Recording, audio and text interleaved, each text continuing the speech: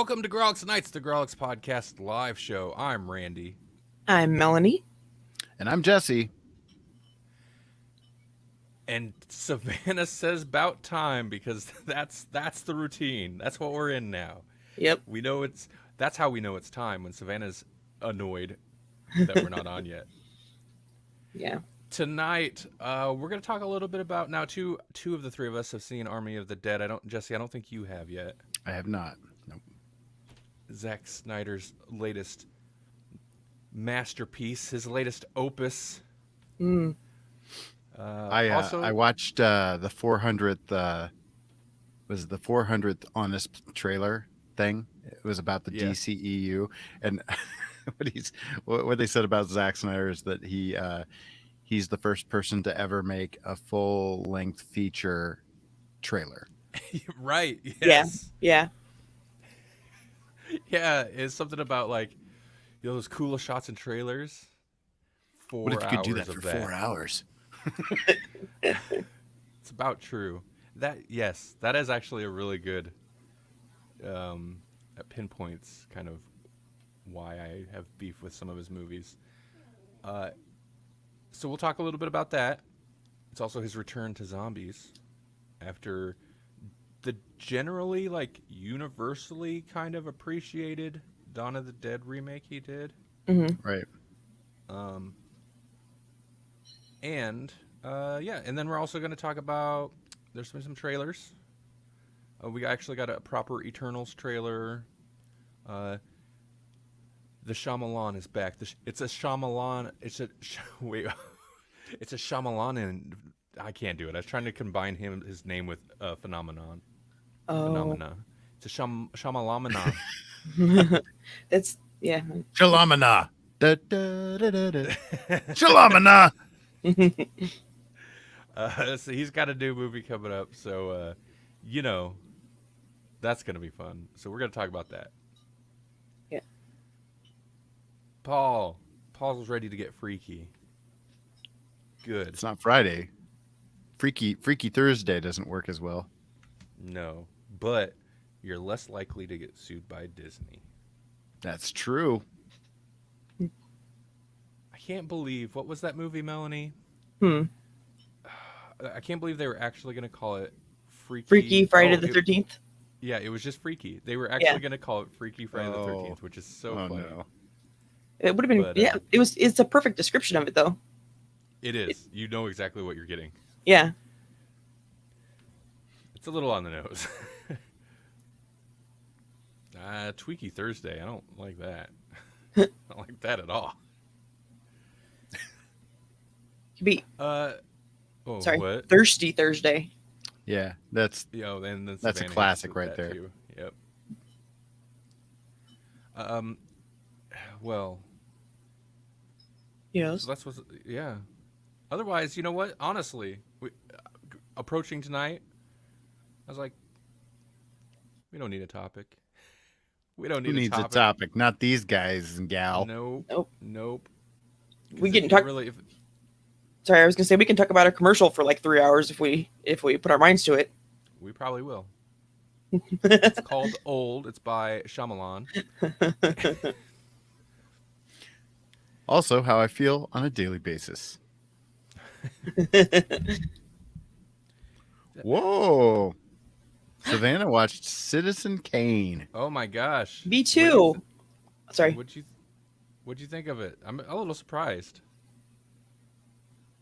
Savannah watched it. Yeah.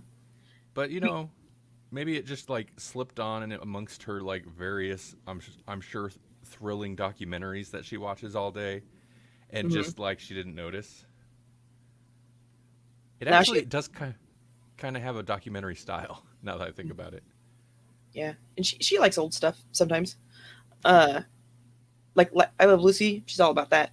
But we still never watched the movie that is the reason I watched Citizen Kane, so that we could watch that other movie we still haven't watched yet. Mank, yeah. Well, it's probably better than Mank. We'll get to it. It was supposedly the best movie ever for a long time. I mean, yeah, and that's definitely debatable. Savannah says it was definitely interesting. I searched it out because I had never watched it, or I hadn't ever. Well, whatever. Semantics. Hmm. Um, yeah, I mean, I feel like that's why a lot of people for the past 50, 60 years Yeah. have watched it just because they hadn't, and it's supposed to be great. Um, Right. but I feel like, man, it's maybe less so now because it's not necessarily considered the single greatest film of all time, but Yeah, that's Pulp that's kind Fiction, of a right? high. What's that? Isn't that Pulp Fiction? I mean, Pretty much the single greatest movie of all sure, time. sure. Uh, but yeah, it's a pretty Axton like. would say it's Fight Club. Fight Club is the single greatest to Axton. Listen, I don't know, but I've seen Fight Club many times. It's Hmm. pretty great. yeah. Yeah. Excuse me, it's pretty great. I don't know Oh, about the single greatest. speaking of great, Savannah says she's gonna watch 2001: A Space Odyssey tomorrow. Ooh. Oh, Yeah. Not necessarily the single greatest movie of all time, but it's definitely got the longest weird trippy scene of any movie ever made. It's a movie. I like, man. Kubrick has to go pretty far before I'm like, tone it down, dude. That's a little that's a little overindulgent, I think. Right. Okay? That's a little much. Like, it's great. It's pretty cool. You know, maybe take something to supplement the last 30 minutes of the movie or something. That'll definitely help you appreciate it, cuz Yeah. when it starts getting trippy, that goes for a long time. Yeah. Way longer than you think it would. It's like, that's what it's supposed to be emulating, though. You're like, has it been 3 years or 5 minutes? I don't know.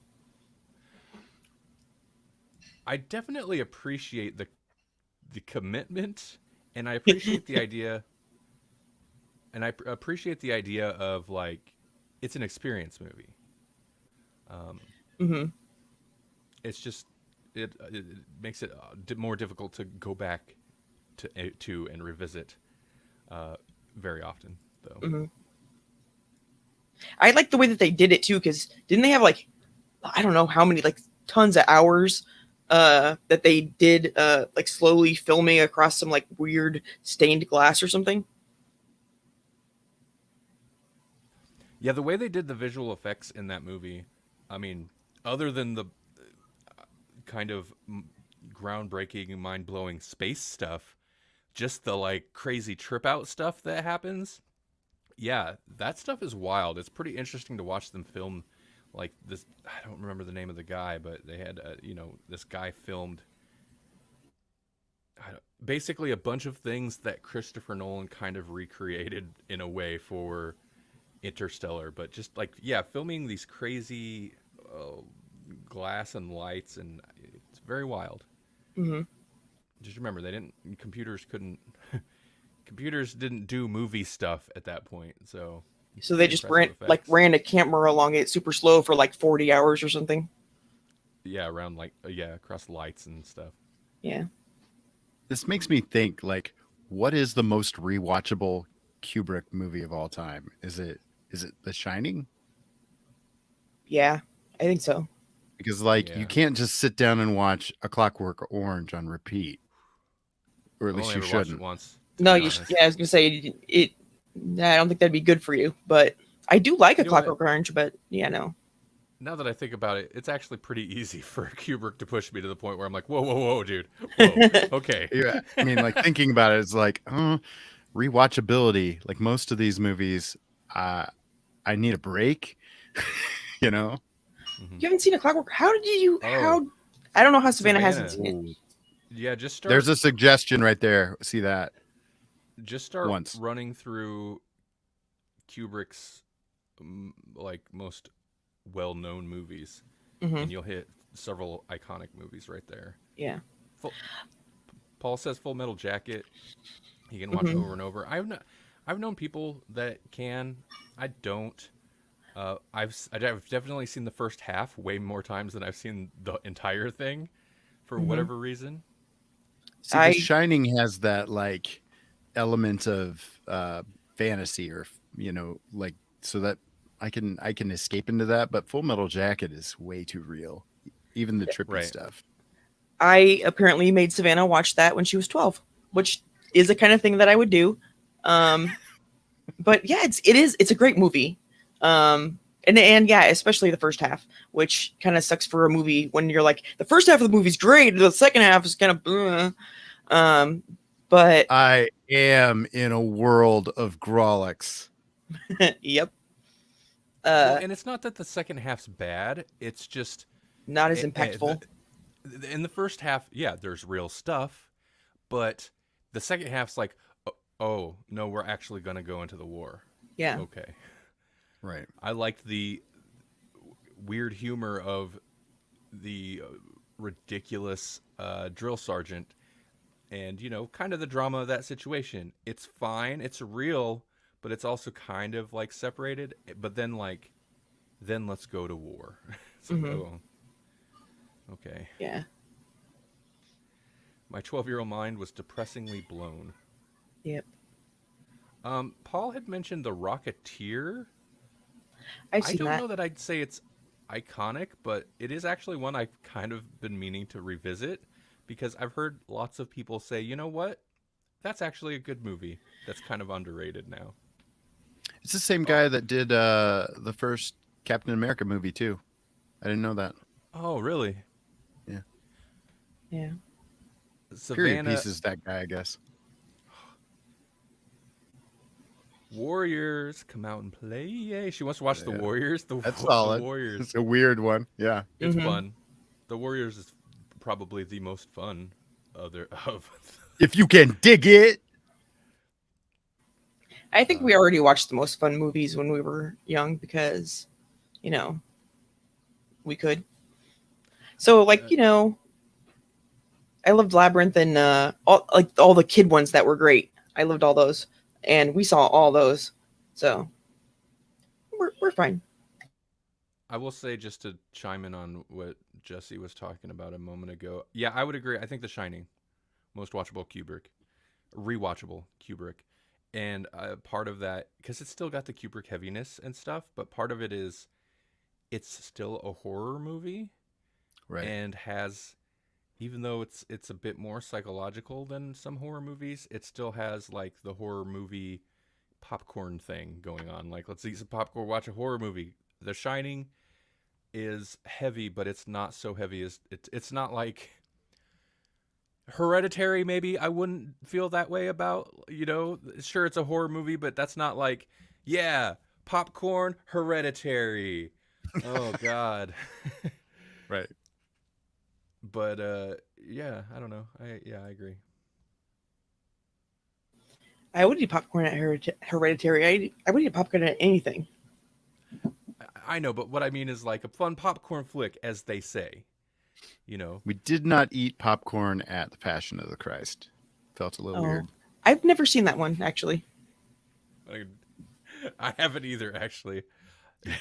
Speaking of horror movies, I've heard it's pretty much just a horror movie. It's like a torture porn for a little bit for Jesus, for Christians. Yeah. I don't think I've seen The Last Temptation of Christ either. Which I haven't seen that either. Yeah. Right. I'm curious as to what that is. I know you can't make a movie about Jesus without it being controversial. Mm-hmm. Right.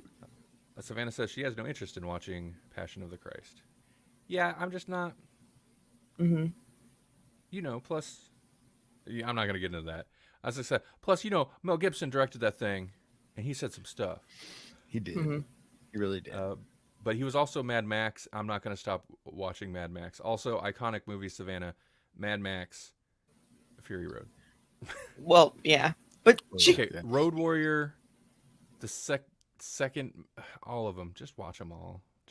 The third one's actually, Savannah would probably like the third one most if she hasn't seen it already.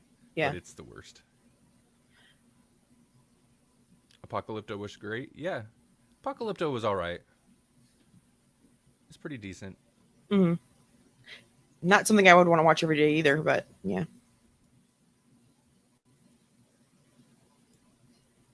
Okay. Okay. Let's Yeah, move. well, yeah, for sure. I'm sure there's a million other iconic movies. Mhm. Basically, go to go to grawlixpodcast.com, click on the show page for GCU, the Grawlix Cinematic Universe, Mhm. and any movie we watched on there that's older than like 1990 is probably an iconic movie that you should watch. Mhm. Like Big. Yeah. Yeah. Oh, she has to have seen Big. I Big was actually, just trying to throw out a GCU movie that was like, Big actually it's one of those 80s movies as well that holds up, and it for the most part, and doesn't fall prey to the like, it's the 80s, sex crime is comedy. So, But I mean, it is kind of a a sex little crime. bit, Yeah. a little bit because of his Mhm. relationship with this woman. That's weird. But you know what? Mhm. That's not necessarily her fault. Yeah. She's like, well, he looks like an adult, right? He might act like a child, but Uh, if she discounted every man she come across that act like a child, she'd lose a lot of her dating pool, I'm sure. well, We she all works for like a toy company, so yeah. Right. They're all weirdos. They're all sex weirdos. uh, Speaking of, Wait, what? What is Nice happening to segue, this huh? show? that is actually a legitimate Thirsty segue. Thursday, indeed. That is actually a legitimate segue because I heard some stuff I didn't know about Army of the Dead. Oh, Savannah has seen Big. Savannah, man, you just want to get us on a tangent about iconic movies. That's a rabbit hole we won't Oh, get yeah. out of. Yeah. You need to watch Robin Williams in Toys. I've seen it. honestly never watched Toys. I have seen it. It's a weird one. It's not like his Mhm. best ever, but it's kind of it's definitely one of the fun ones because Yeah. Yeah. It's got a little Cool J in it, man. Come on. it does. Yeah, he's pretty funny in it. He is. Is his hat like a shark fin? No, but No. he can turn his entire body into a couch. Spoilers. Oh. Yep. LL Comfy J. Mm-hmm.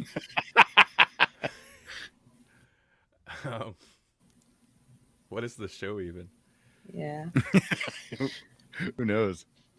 Oh, it's got Joan Cusack. Yeah, you guys love her. Yeah. Oh yeah. You ladies love her. Of course we do. And she's great. I have no beef with her. Mm-hmm. Solid quirk. So anyway, we were talking about sex offenders, right? Yes. Oh, good. Okay. Army of the Dead. And I guess this is our feature topic. But it's, Mhm. I mean, honestly, it's also like our recent watching because we haven't really been watching much. No. But if we are going to talk about Army of the Dead, that means you know what time it is.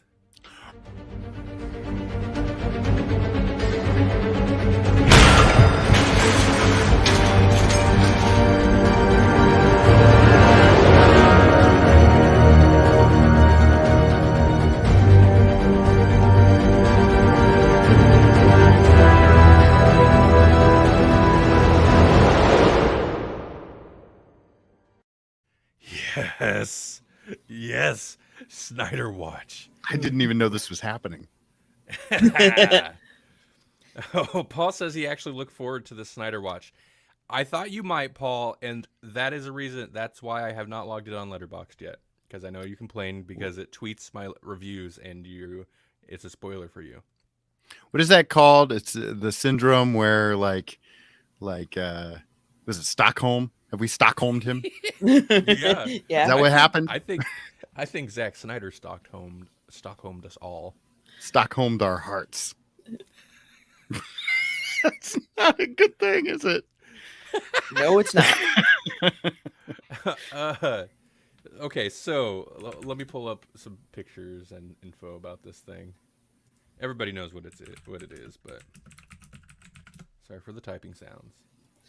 Well, while you're doing that, I think it's interesting that Patty Hearst was in a couple of movies, and in one of them she got in a fight with one of the other actors, and they're like, she really knows how to take a punch. And then I just found it kind of funny, being as she did have Stockholm syndrome from, you know, being abducted or whatever.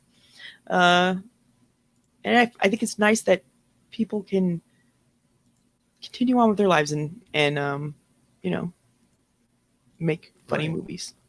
Right. It's very true. And be in John Waters movies. Yes. Imagine Army of the Dead if John Waters had directed it. Do you think it'd be better? I think it'd definitely be better. It would be better. John Waters in a Vegas setting, zombies. I don't know why he didn't just move to Vegas, really. He seems he's never made anything about Vegas, has he? Maybe Vegas is like too mainstream camp for John Waters. Mm-hmm. Yeah. Okay. Okay, sorry. No, it's okay. Army of the Dead. This is new movie by Zack, directed. He gets a partial screenplay. He shares screenplay credit with Shay Hatton and Joby Harold. So he actually did have a hand in writing. He's credited for the story of this. And of course, director. But overview. Following a zombie outbreak in Las Vegas, a group of mercenaries take the ultimate gamble, venturing into the quarantine zone to pull off the greatest heist ever attempted. When we first, like, because this flew under my radar, and I'll explain the sex weirdo connection in a moment, because that's a whole story I never even seen. But when I first heard about this, I was like, but why, though? Mm-hmm. Like, it's a zombie movie, so I'm assuming zombie apocalypse. Why is there a bank heist? And I feel like it's not necessarily spoilers to get a little bit into that bit. I'll avoid just general spoilers, but, like, the overall spoilers. Mm-hmm. But it's not like zombie apocalypse. It's pretty much contained to Las Vegas. There was like an outbreak there. They walled off the city, and it's just like the zombies own that now. Mm-hmm. So there's the setup, and I was like, that's honestly, it's not terrible. It's cheesy, of course, but you know, whatever. You kind of know that's what you're getting into with this movie. Right. Let me pull up let me do a little screen share here.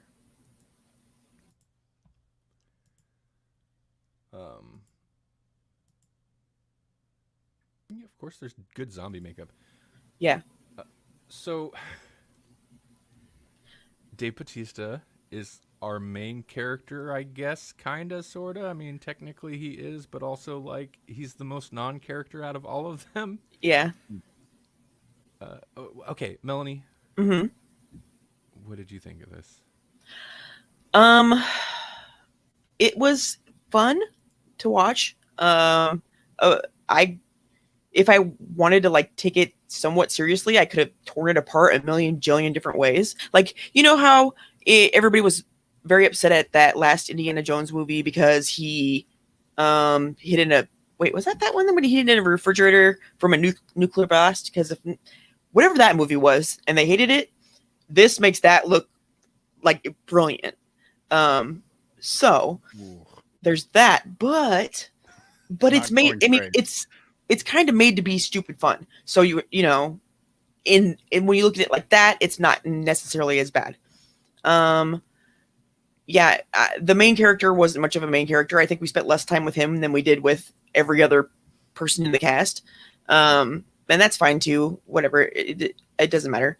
The most enjoyable people probably were the safe cracker guy and the guy with the big weird saw thing, and their blossoming friendship. That whole thing was the best part of the whole movie. But it's kind of forgettable actually. But while you're watching it, you can laugh and maybe be like, that's interesting a couple times. So but it's a zombie movie, and all zombie movies are worth a watch really because they're zombies. All of them. If they're not about baby cows or vagina aliens, then yes. And yes, Zombie cow we have seen movies that they combined those things. So, Paul says that he wanted a done callback where someone was shooting lookalikes. Now, I mean, this is not like a sequel to Dawn of the Dead, like, because that would then get into licensing licensing stuff. So it's not a sequel to Dawn of the Dead, or it could be. Maybe it's like a backdoor pilot. It's like a backdoor prequel or something. Who knows? But it kind of seems like its own thing, I think. Yeah, it is.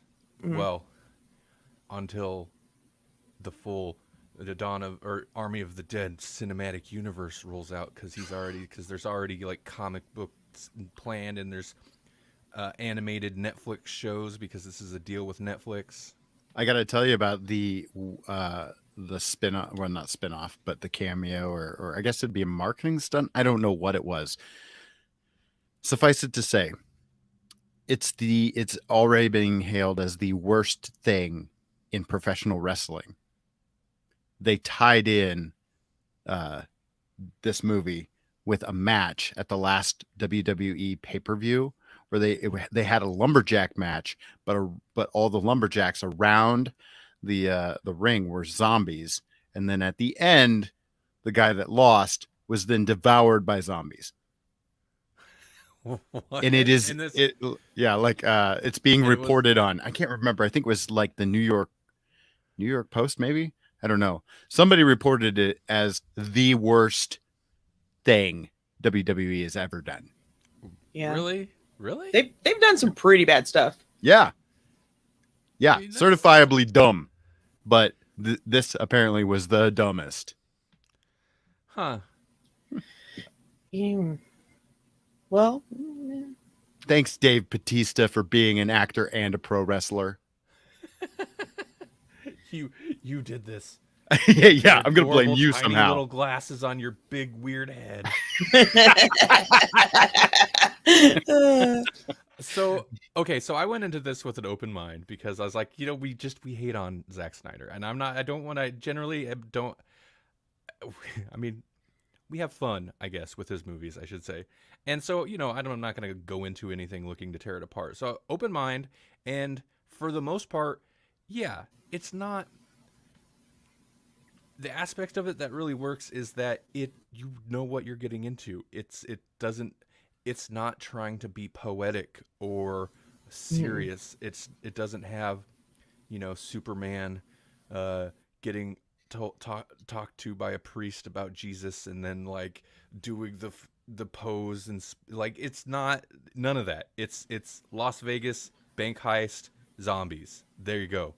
And so, very appropriate. I was like, yes, I can take some Zack Snyder cheese in the right context, right? Because he always aims for overly serious, but at the same time, like, hammy and cheesecake, and it just doesn't work. Ham cheesecake, ew. But Paul says, fair warning, I love this movie, I will fight people. So we should start tearing it apart. I haven't seen this movie, so it's clearly dumb. We'll get Paul. We'll get there. No, I didn't hate it. I didn't hate it. It's the concept is fun. The characters. So Melanie mentioned like two of the more interesting characters is this guy, who I remember when we talked about like the first trailer. Melanie's like, there's this guy with a bat and like suspenders or something. It just looks stupid. It looks like whatever. A video game character, I thought. Yeah. What's that? He looked like a video game character to me. Right. And he is an over-the-top character. And he is the type of character that is usually the worst. He's actually not bad. Yeah. He's not bad. They don't push him to the point where he becomes unlikable. And again, like the context, he's not out of place. The rest of the movie is, even though, maybe they're doing some serious stuff, it doesn't feel out of place, because the rest of the movie's kind of goofy too, so it's fine. And then he is just like Mr. Cool. It's not a big deal, but one of my gripes is like this movie is so predictable Hmm. because he, as soon as he meets him, doesn't like him and has beef. I'm like, they're gonna be friends. They're And totally gonna be friends. Yeah. until the end because But- they're gonna be together when things go down for them.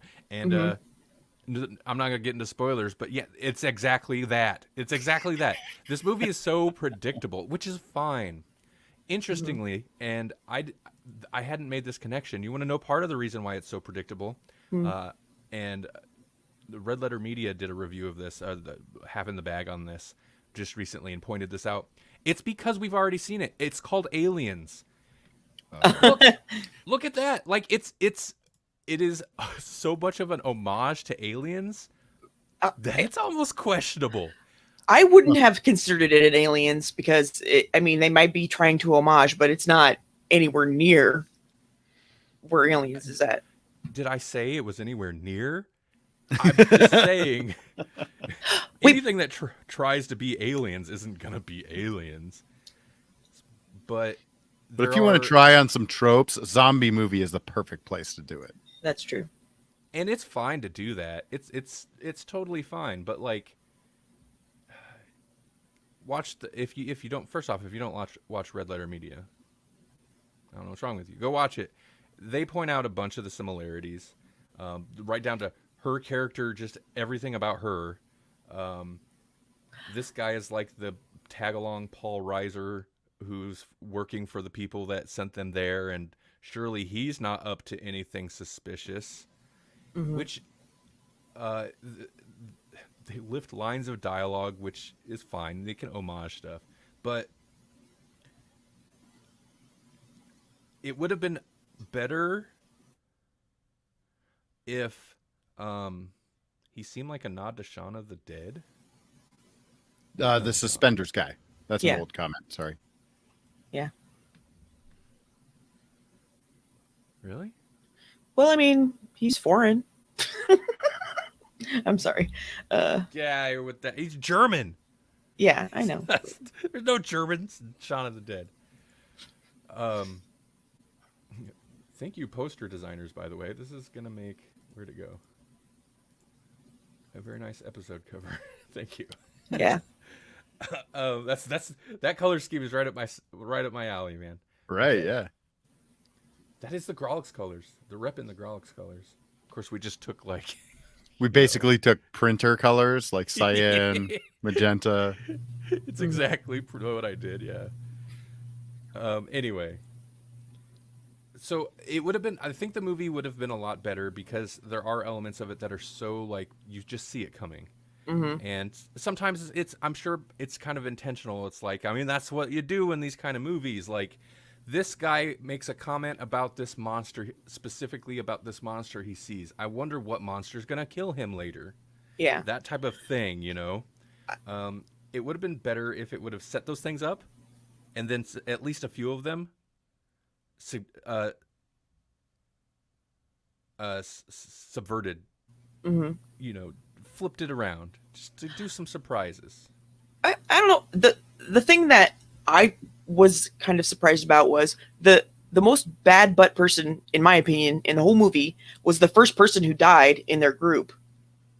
And that person supposedly had never fought a zombie before. And they fought way hard and went out kind of crappy too for how far they got, you know, in that whole situation. So if I had to pick like a hero out of that whole group, it'd probably be that person, the first person that dies out of all of them. Right. Spoilers, one of them dies. In a zombie movie. That was What? definitely one of the most... It also does that classic, hey, Dustin, what's going on? He says, I just got to the theater to see A Quiet Place 2, but just want to say Army of Dead kind of sucked. That's what Dustin says. That's what I was thinking we needed to watch Quiet Place too. We are going to watch A Quiet Place 2. We need to watch A Quiet Place. We've still never seen it. And this weekend, I don't want to derail us, we're going to the drive-in. And we're going to see A Quiet Place 2 and Friday the 13th. Sweet.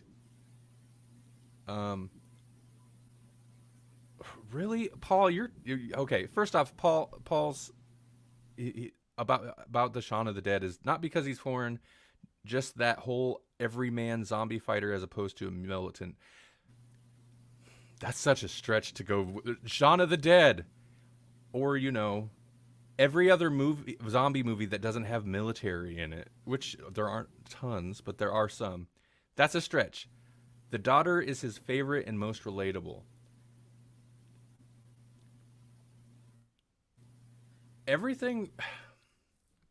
My big beef with this is he's supposed to be like our main character. Mm-hmm. She is his kind of character development, maybe. Mm-hmm.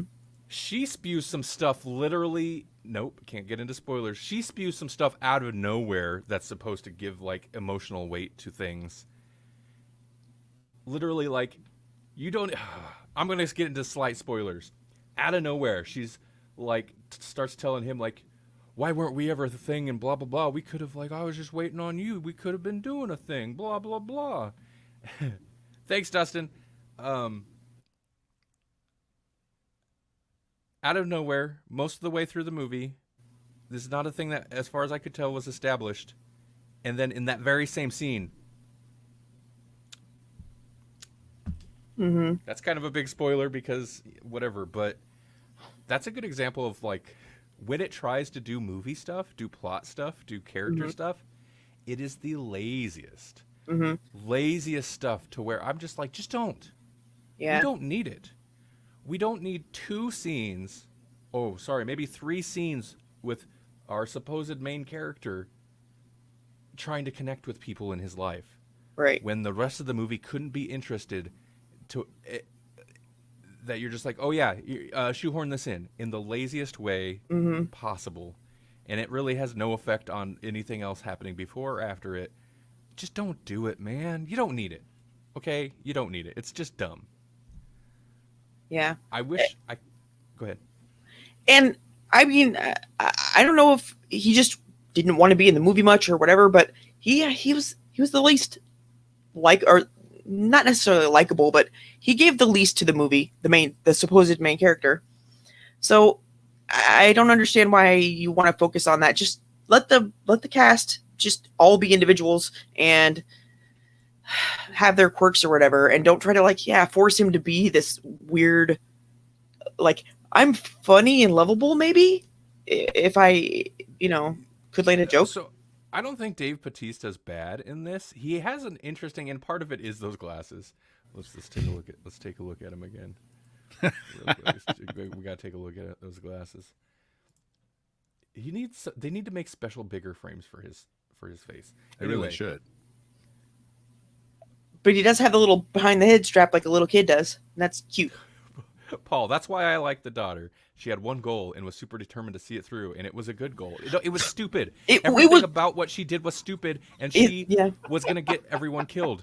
The few people that could have lived, I'm sorry, never mind. Nothing she did worked for anyone else's benefit. Nope. I don't know what you guys are talking about. Yeah. In the slightest. If you've seen the movie, it's entertaining. You would. People have seen it. They know. I'm trying to not. Nothing worked out for. She did nothing but bring pain and death. Wow. I know it's true. So. Did she meet her goal? It depends on what her goal was. I don't think she did. No. I mean, technically, she did, and then she found what she was looking for, but she wasn't just looking for it. She had an objective with it, and that never was accomplished. I thought what they were doing with her, and there's another lady with her at the beginning, with this camp, quarantine zone camp thing set up, was actually kind of interesting. Yeah. But then, as soon as she's another thing where it's like, oh wait, she's the daughter of Dave Bautista, who happens to also be putting a gang together. Okay. Oh, they don't get along. She's going. Yep. And then she's like, I'm going whether you like it or not. I'm like, yeah, we know. You're also going to be a problem. And she was. She was fine until they're just like, oh no, she's like a dumb character. She's trying to do good, but it's going to be a pain. You can't do good in the zombie apocalypse. That is dumb. It never works out. Zombie makeup was pretty cool. I liked it. Mm-hmm.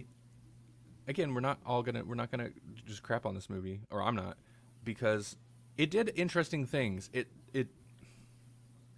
I don't know how much sense it makes, but it did. Think like the Romero zombie series were kind of setting up smart zombies. This isn't like extending on that. This is just like another take on smart zombies. Like there's a hierarchy.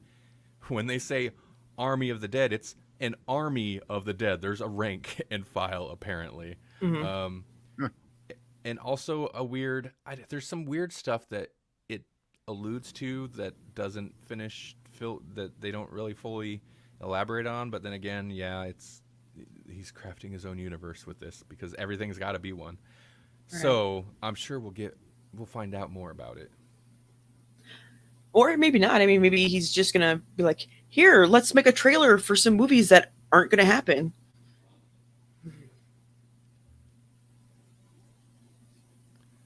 Well, you should probably not put spoilery comments in the comments that people can't really avoid if they're scrolling through. Okay, anyway. The characters, that's the thing, though. That's the thing. There are the side characters. They're usually like the disposable dumb characters in most movies are the ones that I liked. Uh-huh. They're the ones I enjoyed. Oh, I just realized this must be an old picture. Why? Who's that? Yeah, exactly. He's not in it. He got canceled, so he's not in it. And I'll get to that in a moment. Oh, is that the connection? He's the pilot. They replaced him with her.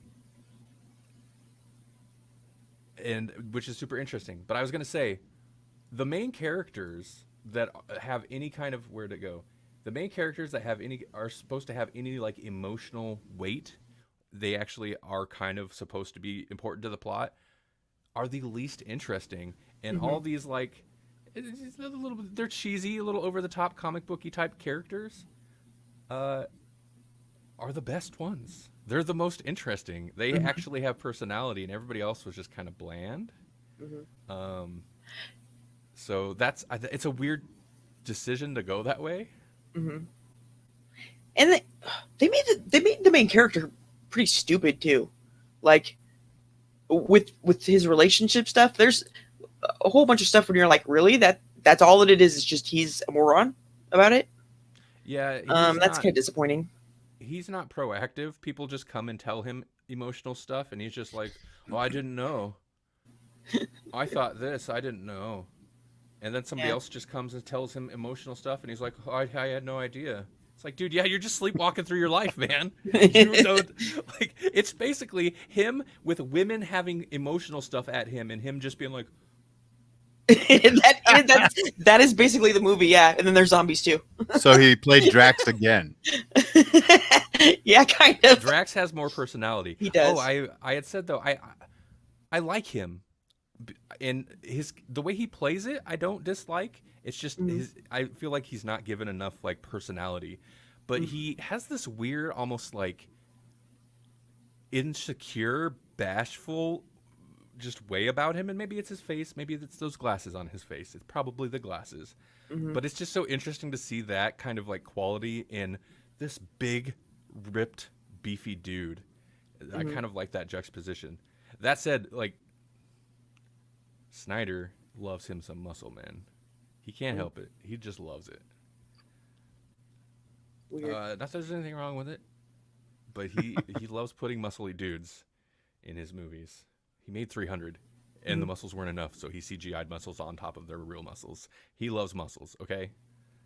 And the zombies are pretty muscular too, which is one of the things I do like about this movie, because zombies are scary, I guess, anyway, because they're dead and on whatnot. But depending on the type of zombie movie you're watching, they're not really much of a threat a lot of the time. And so when they are, those are.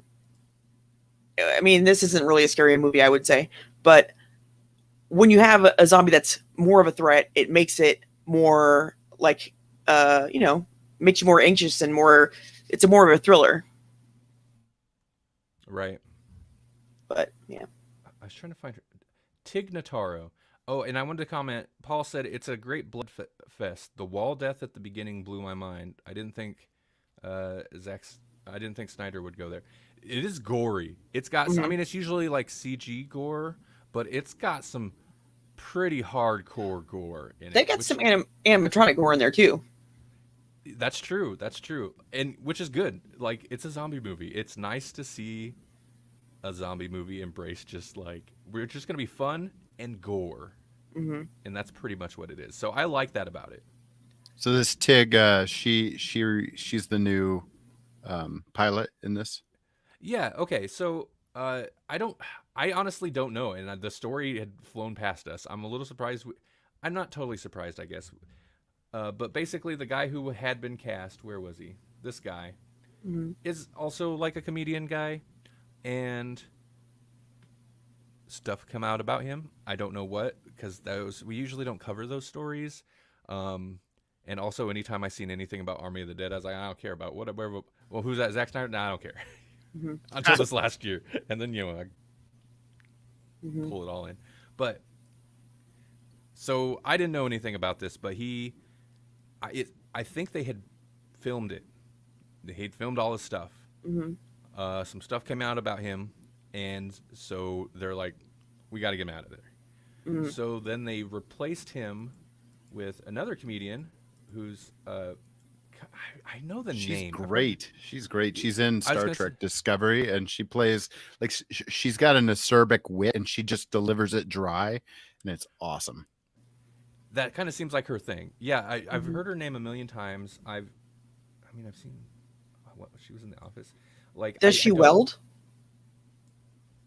No, I don't know. She should be a welder. She's an engineer in Star Trek, so she is like a gearhead. She has that same, like you're talking about, though. That she definitely has that same like attitude. That's kind of her thing, I think. Well, I just meant because her name is Tig. Is that a welding thing? Yeah. Okay. Sorry.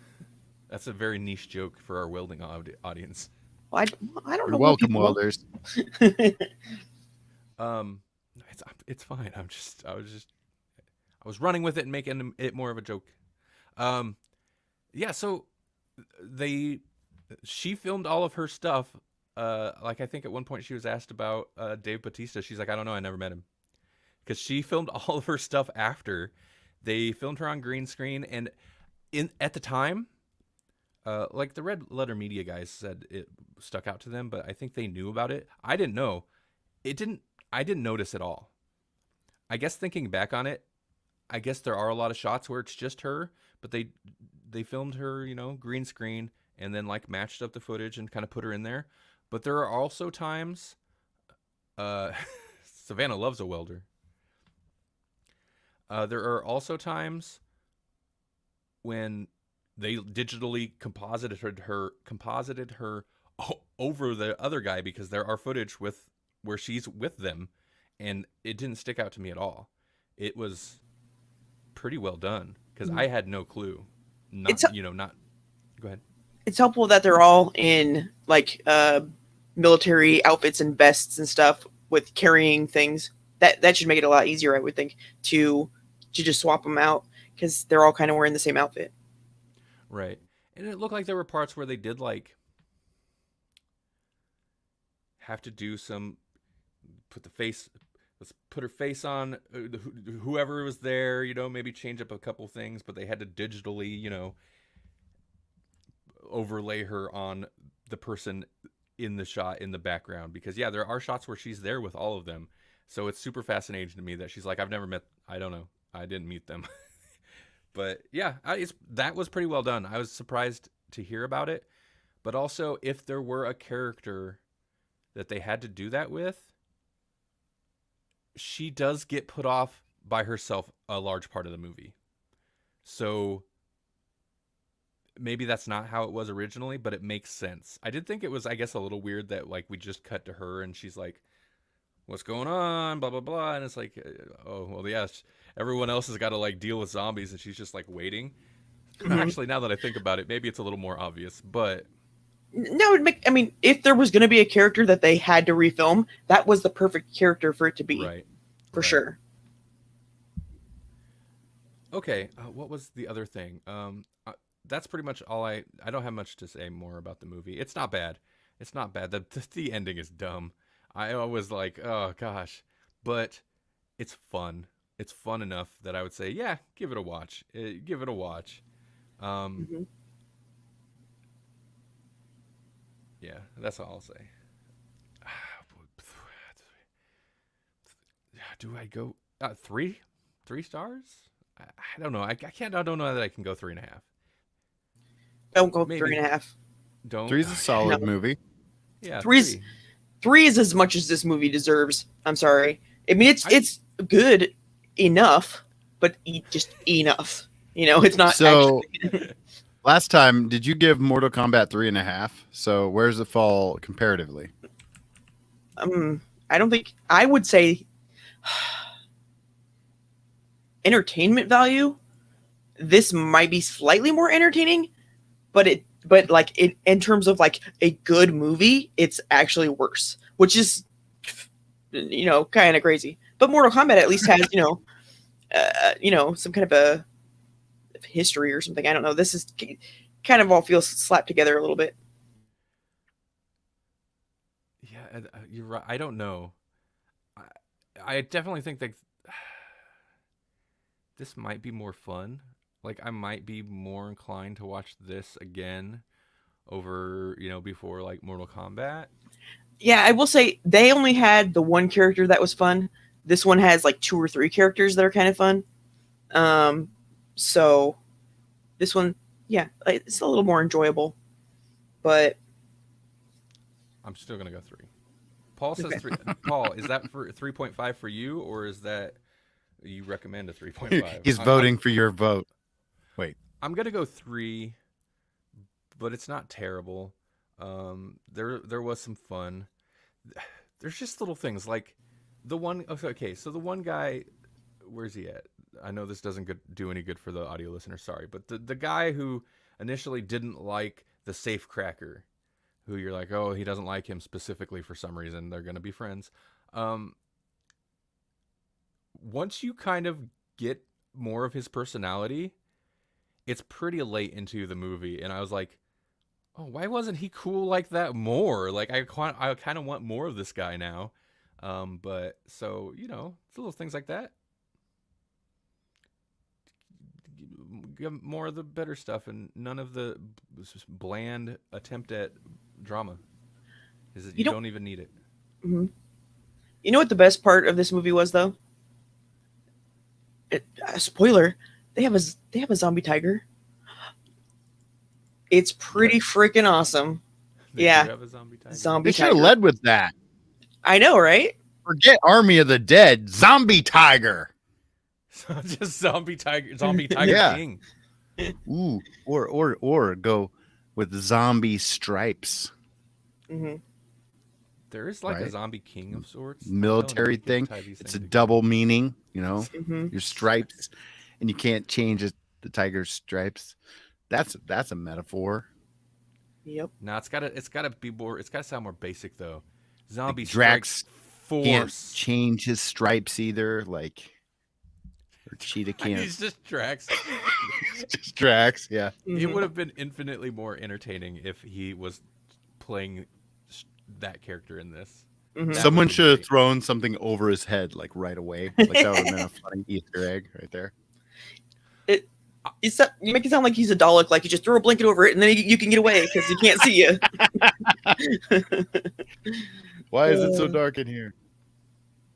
I will say, Tig Notaro's character, the introduction to her, is great. It is. Her attitude is amazing. It's not a spoiler because it's like when she first comes to the movie, but they come up and they're like, "Hey, so we got a job." She's like, "Okay, how much is it?" And how much does it pay? And he's like $2 million, and she's like $2 million for one day. And he's like, "Yeah." He's like, "Okay, yeah, I'm in." And they're like, "Do you want to know anything about the job? Do you want to know how dangerous it is? And she's like, no, why would I want to know that? $2 million? That's a life-changing amount of money for me. I'm in. And then she Yeah. just like walks off. It's so good. It's just like, Oh yeah, yeah. That's totally her attitude. I love it. Yeah. okay. We spent more time on that than I expected, but that's not bad.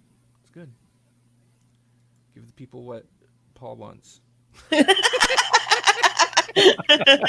Uh, I do need to log this now, though. Army of the Dead. It really is like, I was like, okay, Army of the Dead. And then the first zombie you see, and I go, oh no, it's like, he meant like literal, it's Army of the Dead. This is like the Army bro zombie. Come on, dude. Mhm. It's fine, though. It's fine. Yeah. It doesn't matter. Yeah. If I wanted to like actually get into how this movie works, it would fall apart though. Did we watch Saturday or Sunday, Melanie?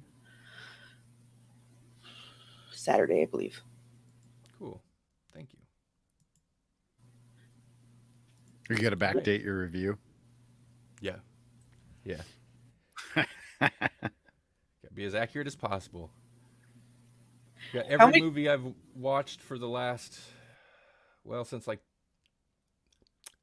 almost 10 years. Almost 10 years. Next year it'll be 10 years. Every movie I've watched is logged in here. That's crazy. I don't know how you do it. Just log it. That's all. Just log it. Meh. How high do you rate Army of Darkness, I wonder? Just out of curiosity. That's gonna be a 4-star, right? Well, I'm just saying I'm because thinking this is definitely not that good, and I don't know that I would make that a 4-star. So that's another reason I think to keep this one a little lower. Interesting. Apparently I gave it 5. Yeah, Really? for Army of Darkness, maybe it's just for the like Iconic nature. iconic Evil Dead original trilogy thing. I was gonna say you love that stop motion. I do. It is my least favorite of the first 3 Evil Dead movies, though. Yeah. I like it, of course, but I feel like I like the more typical horror setting versus the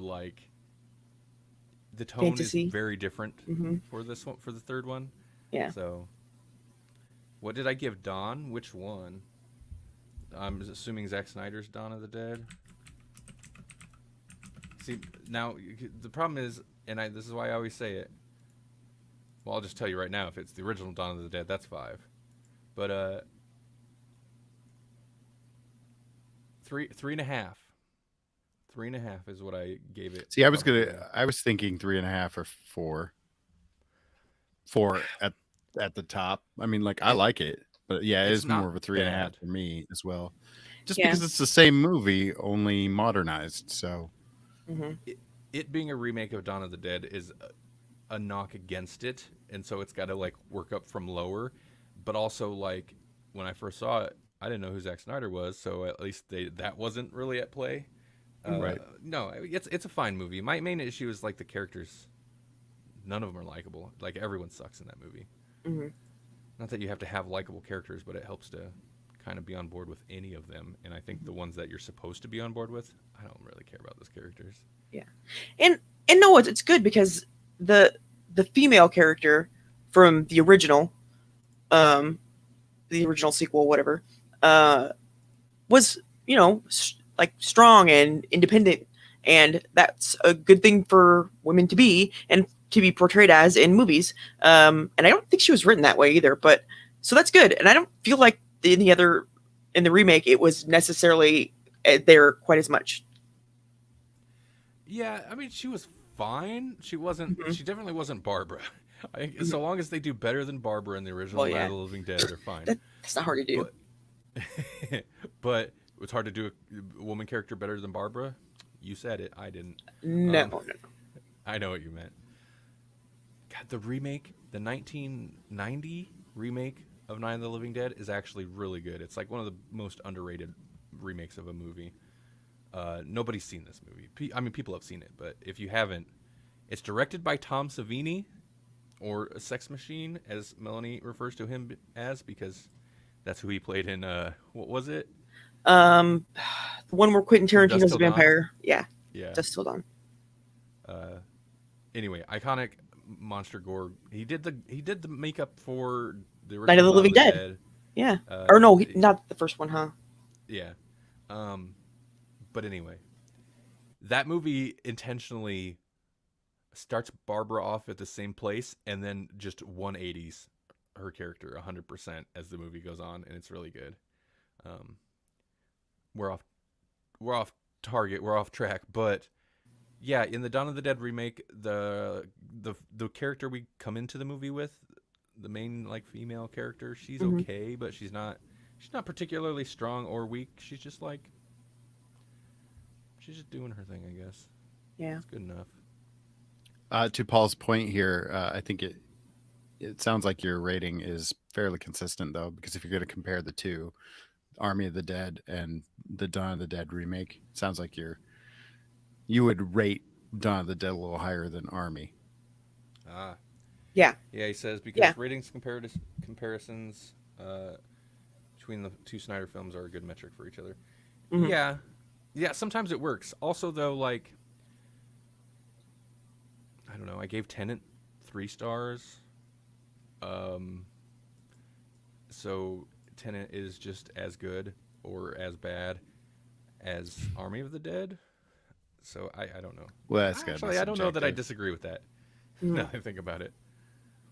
There's so many ways you can measure a movie that, like, it's like a sliding scale thing, like the kind of thing that Humble Bundle likes to hide. Yeah.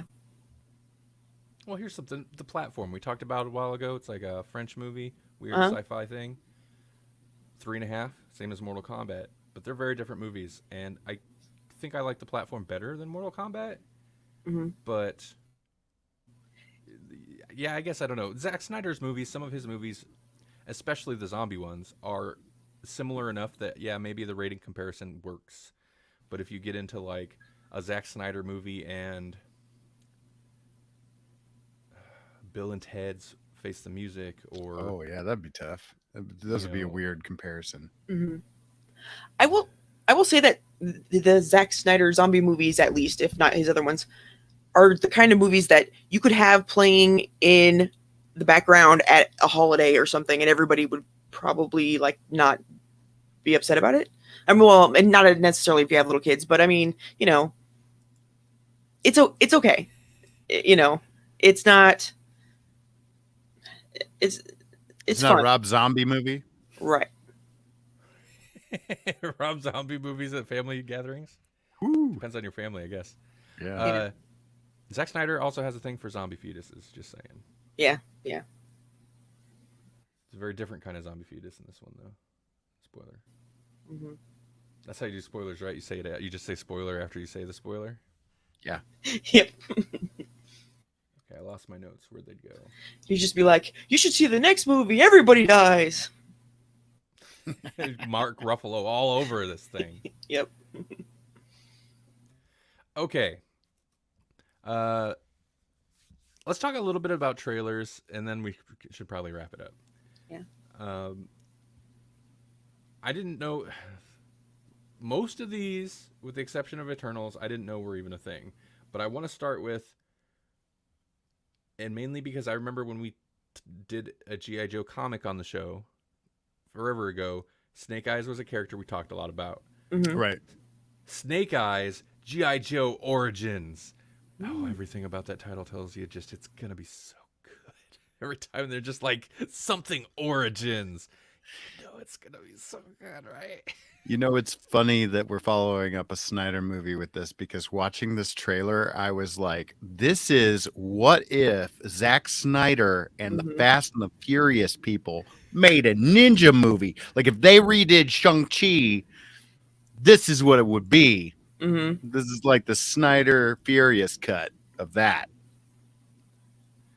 That makes me think, are Snyder movies all just like mashups of other movies that he likes? Yeah. Yes. I think so.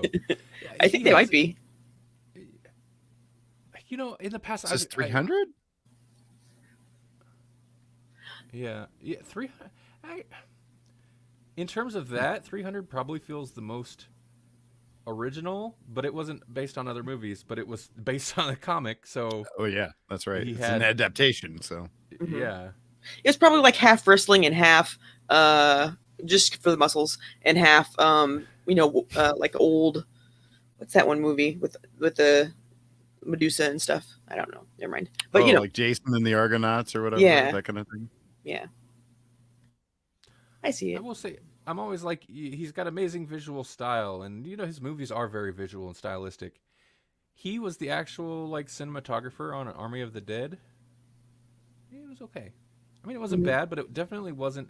Maybe it was just I don't know. It's still like 80 million or some He was millions of tired of dollars. slow motion. He wanted to try something new. Maybe it was a slightly lower budget, but it it's definitely less stylistic than a lot of his other movies. Mhm.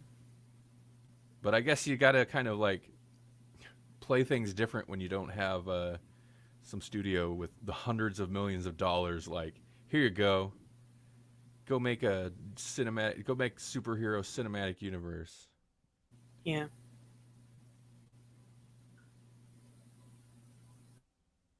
Okay, Plus, I don't know. it's Vegas. You can't really change it that much and still have it be Vegas. So that kind of probably limits it too. Um, this shows you how much I have to say about the Snake Eyes trailer. I don't know. My big takeaway, other than like why Snake Eyes talking, but he's not really Snake Eyes yet because it's GI Joe Origins. Hmm. Oh God. My big takeaway is I heard the scream from that Tom Cruise Mummy movie trailer where they messed up the sound and released the trailer, and it's just like minimal sound, and it's got the scream like repeated a bunch. That Oh, scream no. is in this trailer, and it's The amazing. Wilhelm yell? It's the modern Wilhelm. Well, I was Oh, like, sure. it's the Tom Cruise scream, but now that I think about it, maybe that's just like a scream they layer in other trailer stuff. Maybe it's a trailer scream. It's not specific Tom Cruise. Hmm. But if you know what I'm talking about, you can hear the scream in your ear now. It's in this trailer, the Snake Eyes trailer. I will say this was the least impressive of the trailers that I watched today, uh, and you know how I feel about M Night. So Okay, well, we can move on to. Wait, Jesse, how did you feel about this trailer? Because you actually have like more Feelings knowledge about of. GI Joe? yeah. Yeah. Oh, well, like I said, like it doesn't feel like a GI Joe. Is I guess what I'm saying here. It feels like more like a Fast and the Furious movie, or I Hmm. don't even know. Yeah, like I said, it feels more like a Zack Snyder Fast and the Furious movie than because they showed so many car things. I was like, what even is this? This is Snake Eyes? Does Snake Eyes drive a lot of cars? A tank Yeah. maybe. Maybe. Like cling to the bottom side of a tank, get into the tank, kill everyone, and then drive the tank home and be like, mic drop, Cobra, Hmm. but without words. Right. I don't think I ever watched the other two GI Joe movies. I don't know if this is actually connected. I would assume it is because it's GI Joe Origins. Paul says GI Joe American Drift.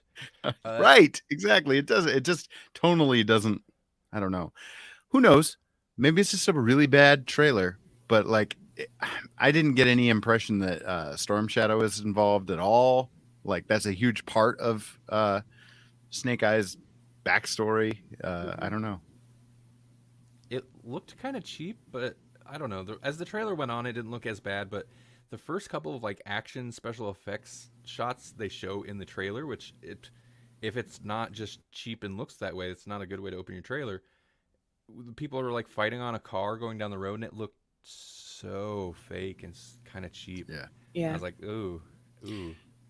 Like the James Gunn Suicide Squad movie looks more like a GI Joe movie than this does. Right. Like I don't know Right. why this is so hard for people to figure out. Like GI Joe is kind of dumb, Hmm. like, but awesome dumb, right? Yeah. Like it's like, hey, my name is Roadblock, and I'm basically Ram Man. Hmm. You know, I'm like, right. Like, Yeah. give every one of your army guys an awesome gimmick or a dumb gimmick, which is still kind of awesome. And there you go. You got a G.I. Joe movie. I don't know how this is like. How do you put The Rock in that and not nail it? I don't know. You had The Rock and Bruce Willis, and you still messed it up. Yeah, I don't know. Yeah, like I know it's not the same at all, but they can make an okay Teenage Mutant Ninja Turtle movie. And they can't make a good G.I. Joe movie. That doesn't make any sense to me. They have way more to work with in G.I. Joe, in my opinion. But yeah, I don't know what Maverick is. Are you talking about that movie? He's not. Paul said, I just found out Maverick got pushed back to November and I'm PO'd. is that Oh, Top Gun Maverick. Oh, I was thinking Mel Gibson Paul's on, Cowboy. Paul's on like first name that's terms where with my this brain movie. went too. Yeah, me too. Mel Gibson. Whoops. And yeah. That's the joke I was gonna make. Then I was like, nah, it's dumb. It wasn't dumb. It was a good joke. But that's the only Maverick I'm concerned about. I'm kind of surprised they keep pushing movies back at this point. It's like anything that you had on deck before the pandemic, like go ahead and start putting them out. Yeah, it's weird. They're like, yeah, we need this.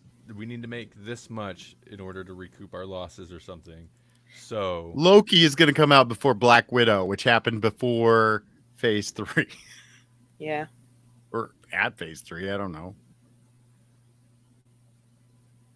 It's ridiculous. oh, yeah, I did see they put out a new trailer. I didn't watch the new trailer for the Top Gun. I was like, I already see a trailer for that. Not in the volleyball. Wait, was there volleyball in the new trailer? I don't know. If so, they just showed like a 60-year-old flash of it. 60, probably pushing 70-year-old Hollywood movie star sand volleyball. He says, yep. Eternals, Kumail call. Eternals, we got a trailer for Eternals. What'd you guys think of this? Like a proper trailer, not a. Hey, remember all the Marvel movies you've seen before? And here's the voice of Stan Lee. He's dead. Does it touch your heart? Right. Yeah, that was Actual trailer. Shady. Oh yeah. Like that was not even a teaser for that movie. It was like, here's this. Now that we've distracted you with that, here's some other things we're planning on doing. I too. feel like the video was. huh? I feel like the video was renamed shortly after. It had to because- be. I like a Phase 4 Yeah. thing. Phase 4 teaser instead of just an Eternal teaser. Which is more because- appropriate. But yeah, it was like Yeah. Eternals teaser or whatever, and it wasn't. This actually No. is. Although this is a Eternals teaser, but it's a 2+ minute proper trailer, really. Mm-hmm. What was that last superhero family or dysfunctional family superhero thing that we watched? Jupiter's Legacy. It had a Jupiter's Legacy feel to me. That's how I felt about this movie. Kinda. You know, It's God. I don't know how to feel about this one. Like, because of Guardians of the Galaxy, I'm cautiously optimistic about what the end result will be. But at the same time, like, this trailer doesn't give me enough to care too much. Mm-hmm. Well, I know Like- is. Oh, sorry, go ahead. Well, I mean, like, what it will give me, I'm assuming, is a bunch of stuff I know outside of the trailer. Like, maybe it will tie into some of the stuff they were laying down in Guardians of the Galaxy Volume 2 with the Celestials, that kind of thing, because Ego plants that seed on Earth way back in the, in the 70s or whatever. So there's some of that, which will be super interesting to me. And the characters they're kind of cool. Like, Cersei was an Avenger. There's a bunch of characters that have been around forever, like Gilgamesh and all that. Mm-hmm. But like, nobody knows anything about them, and they don't really stand out in the Marvel universe other than Cersei because she was an Avenger.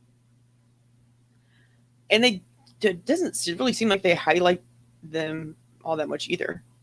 No, this trailer did not give me a whole bunch of reason to want to watch this movie. other than it's going to be part of Phase 4. The main reason I want to watch this movie, from the trailer and all of it, is I'm like, oh, it's got Camille Nanjiani, or however you say his name. True, yeah. And he's buffing this thing, so we have to watch it. And that's it. Casting is like the main reason to watch it. Yeah. Yeah. Because Kit Harington, Angelina, for whatever reason. Yeah. It's got it. Does it have a? It's got a Stark and did I see and a Jon Snow? Yeah. Right. Yeah.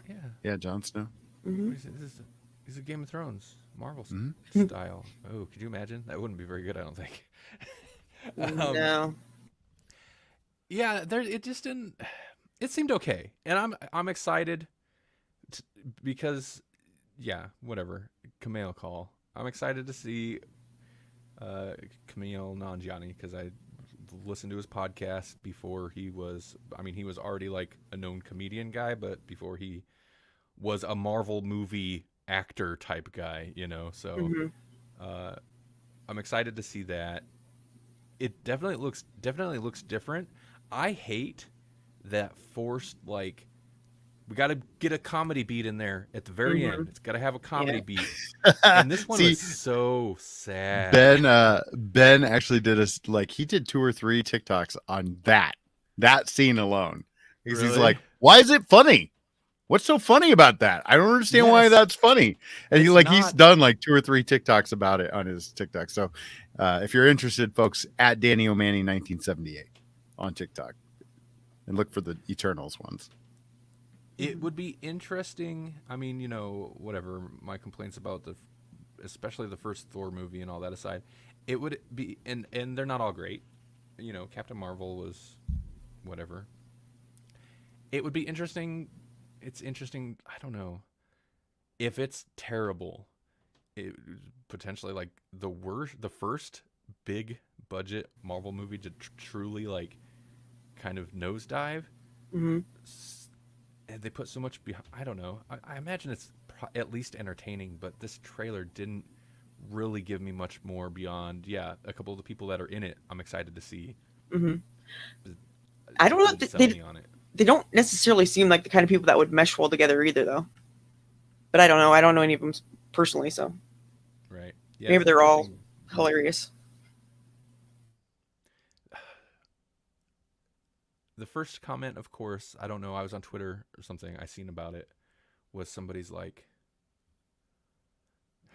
no, somebody said it looked good, and then somebody's comment to that was something about like, well, if you just want a movie full of diversity, then yeah, you'll probably be happy with this or something. And I'm just like, are you serious? It's like you do realize like there are other ethnicities in the world, and sometimes they are in groups together. Yeah. Like various people. That's the entire world.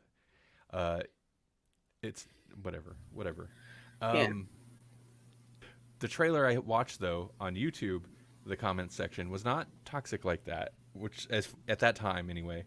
So that's nice. But listen, if you're on YouTube and you're watching a trailer, and you get like a funny comment that pops into your head, you're like, oh, I got to put this into the thing. It's like, well, Thanos snaps half the universe. Eternals, I don't think they're ready for us to help yet. You know, if that's your funny comment, you scroll down to the comments and see 2,000 other variations of the exact same comment. Why are you still going to add yours? Why did everyone go to the comments and say the same thing? There's so many. I scrolled through and I was like, it's just literally the same comment, slightly reformatted hundreds of times. Right. When this is going to be Marvel's version of putting Martian Manhunter at the end of the Snyder Cut. It's like, wait, you've been here all along? Didn't think you needed to get involved? Yeah, I'm not saying that's not. I mean, that's kind of an issue anytime that you have, because that's an issue in the comics, honestly, where anytime like it's just a Batman story or it's just a Swamp Thing story or something, and it's like he's trying to stop whoever from a world-ending event or whatever.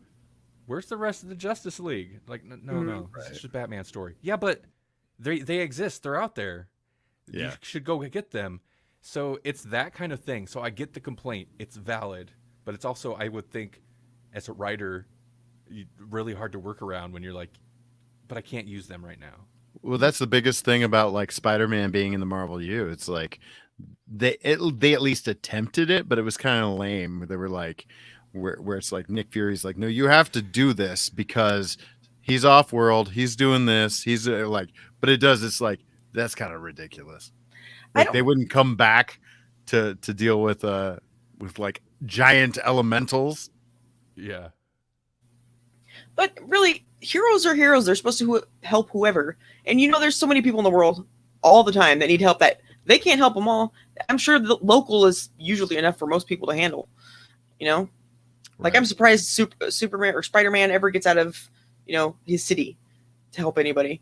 Because if you live in a big city with like millions of people, and there are millions of people there, and he's the only superhero there. Yeah, why would he ever even have time to go anywhere else and help him? Well, the ironic thing about Marvel's New York is that most of the heroes are in New York. Oh, well, yeah. Like I think the Avengers are based out of New York. Well, I guess the X-Men are upstate New York. They're Manchester or whatever. So it's like that was like a long running joke, and eventually they did like the 50 state initiative kind of thing, where every state had like a group of superheroes for that state. I don't know about that. That's necessary. I mean, like, no offense to like Wyoming and Montana and South Dakota, but they don't necessarily need more than one superhero, if even that.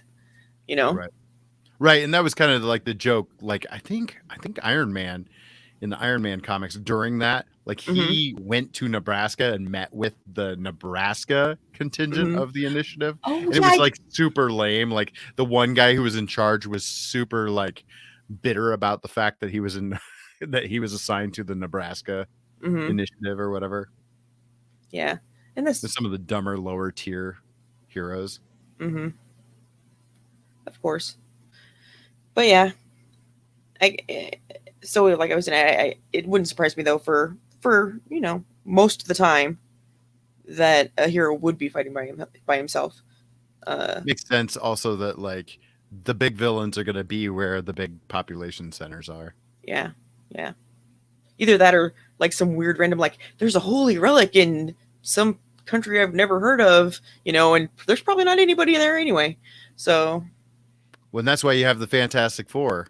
Eventually, I guess. Yeah. When you got Dr. Doom gallivanting around the world, causing chaos. I want to gallivant around the world and cause chaos. Sounds like fun.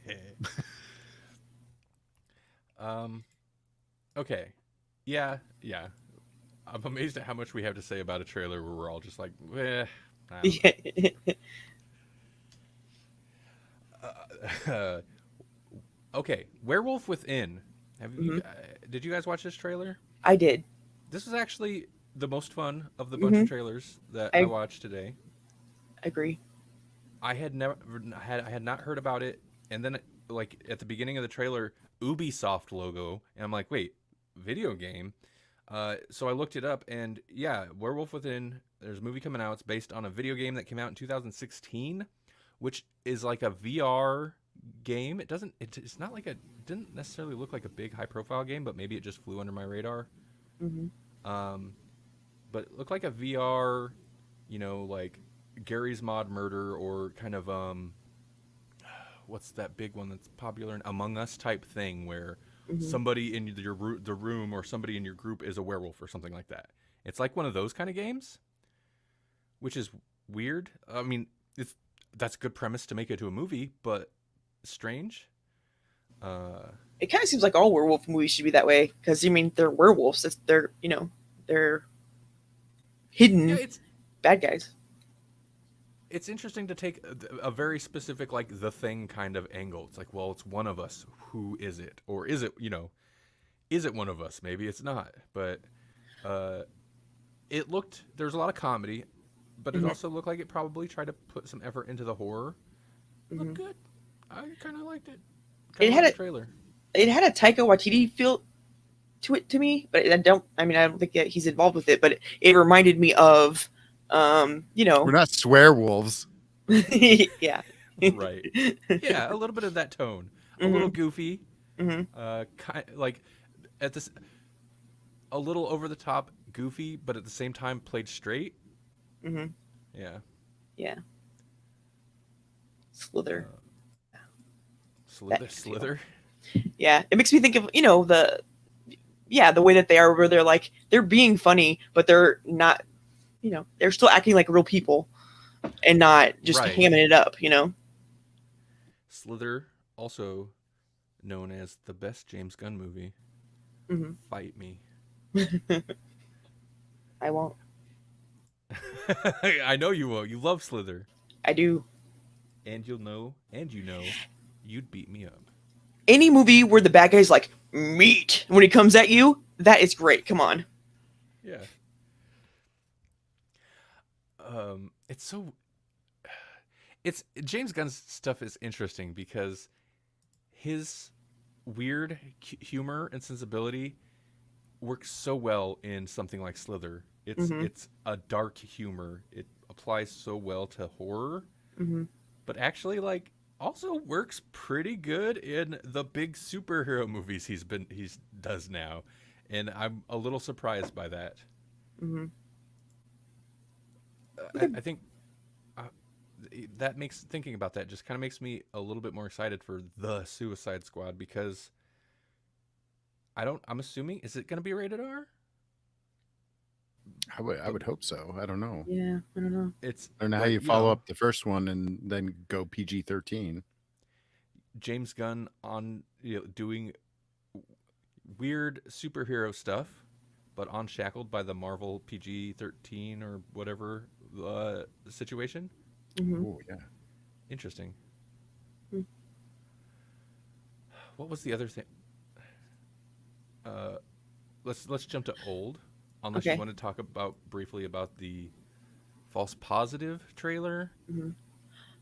It wasn't bad, but it wasn't good. It seemed, I don't know, odd, but I was more interested in the werewolf one for sure. But Right. yeah. Yeah, which is okay. False Positive is a Hulu movie. There's a trailer for it, and it starts off like a almost. It's got the trailer anyway. The tone has like a romantic comedy. It's the whole thing consistently is very brightly shot, almost like a romantic comedy or something, which is weird. Yeah, Even Pierce after Bronson too. it's Yeah. got Pierce Brosnan, yeah, uh, Hmm.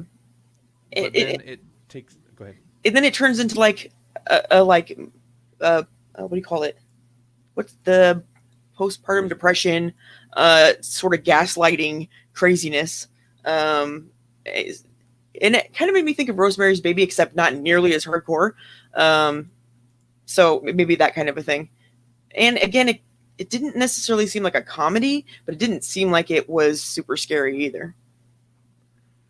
Just from the trailer. So Yeah, and there's a couple bits that are like very like stereotypical horror things, imagery they showed that I was like, that yeah. looks a little cheesy.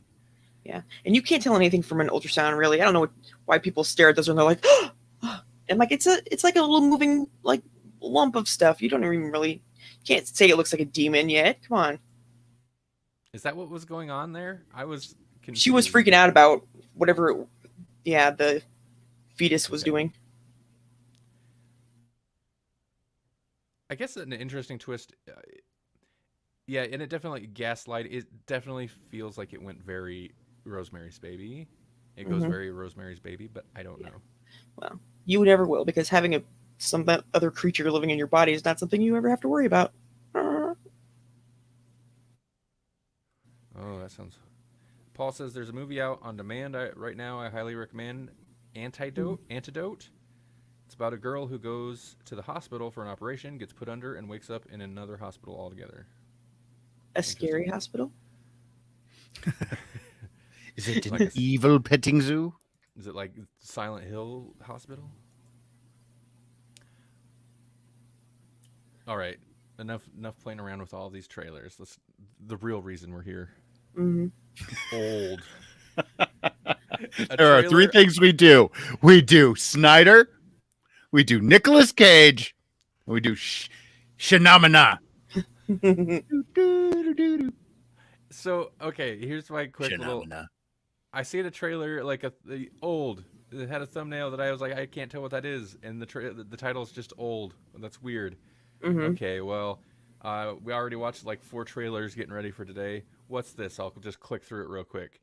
And so I played it, and I clicked through a little bit, and I was like, and then at a certain point, I was like, oh, this looks like a horror movie. Okay, well, hold on, Mm-hmm. I'll see what this is. And I watched like the second half of the trailer, and there's a couple of things in there I'm like, well, that seems a little spoilery, like characters getting messed up. That I'm like, you probably shouldn't have that in a trailer, but Uh-huh. whatever. Looked intriguing. Seems like a mind bender. So then I was like, maybe we can talk about this on Grawlix. I started the trailer over and I watched from the beginning, and that's when I saw the real revelation. Mm-hmm. M. Night Shyamalan. And instantly I was like, oh, the mind bending, the big reveal at the end is going to suck now. Because he can't help but stumble. It still looks intriguing to me, but yeah, knowing just the cheese ball that Shyamalan is it's inevitably going to be kind of disappointing, whatever the weird stuff is happening. Mm-hmm. There is some pretty cool stuff in it, though. Yeah, it has some interesting aspects, but I didn't even actually before I knew it was Shyamalan. I could say I can kind of see where this is going, maybe. But once I knew it was him, then yeah, for sure, I definitely know where it's going, and it's not going anywhere that I'm planning on following because he already wasted enough of my life on crap.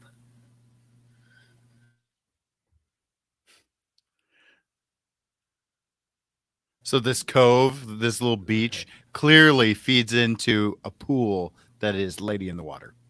Yep. That's where this is all going.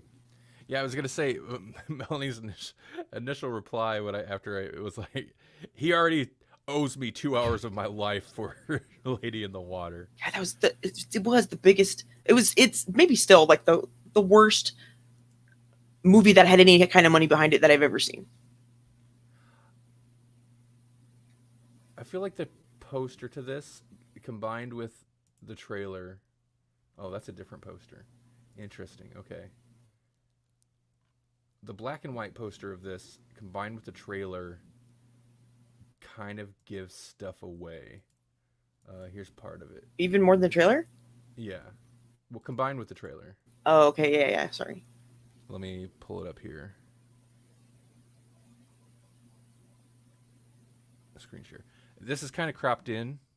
The more full poster you can see is like they're in a hourglass. Oh. So it's like hourglass, and there's a whole bunch of like bodies in like what would be the hourglass sand. Yeah. Falling, and so that's like kind of leads Jesse, I think. Did you say it was probably like a time loop thing? Yeah, I think it's a time loop. That makes sense because that's how an hourglass works. You just use the same sand over and over and over. Right. So, Yeah. It's like, yeah.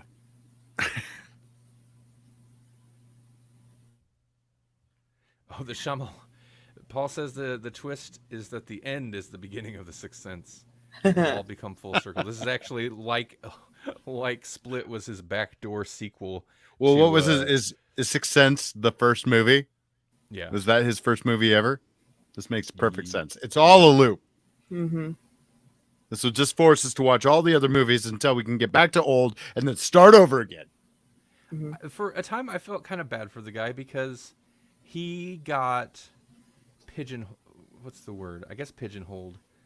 into the twist ending.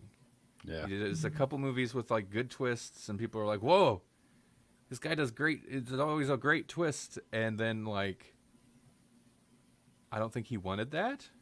It's just kind of the it just happened a couple times, but then he got kind of like tied into it.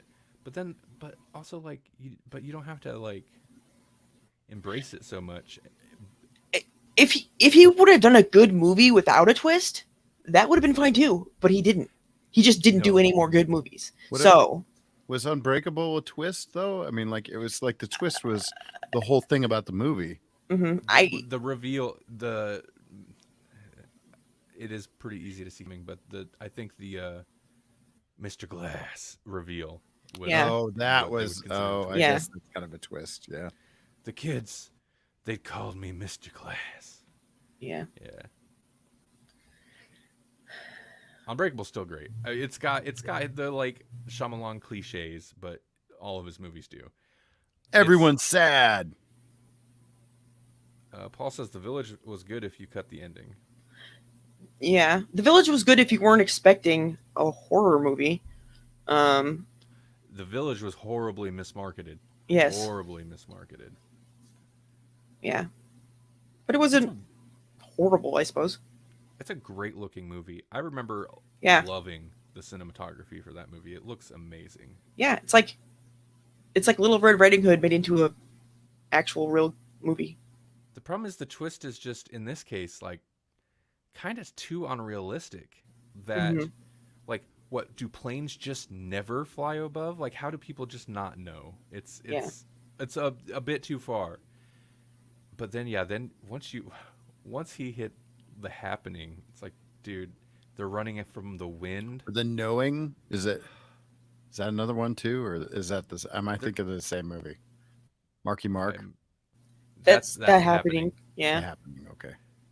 You know what? Is something with Christopher or Nicolas Cage.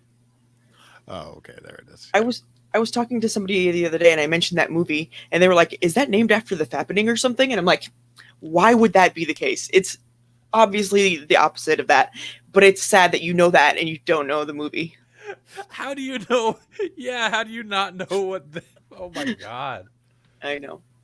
Oh. Yeah, but I mean, apparently that was better than an M. Night Shyamalan movie. So there you go.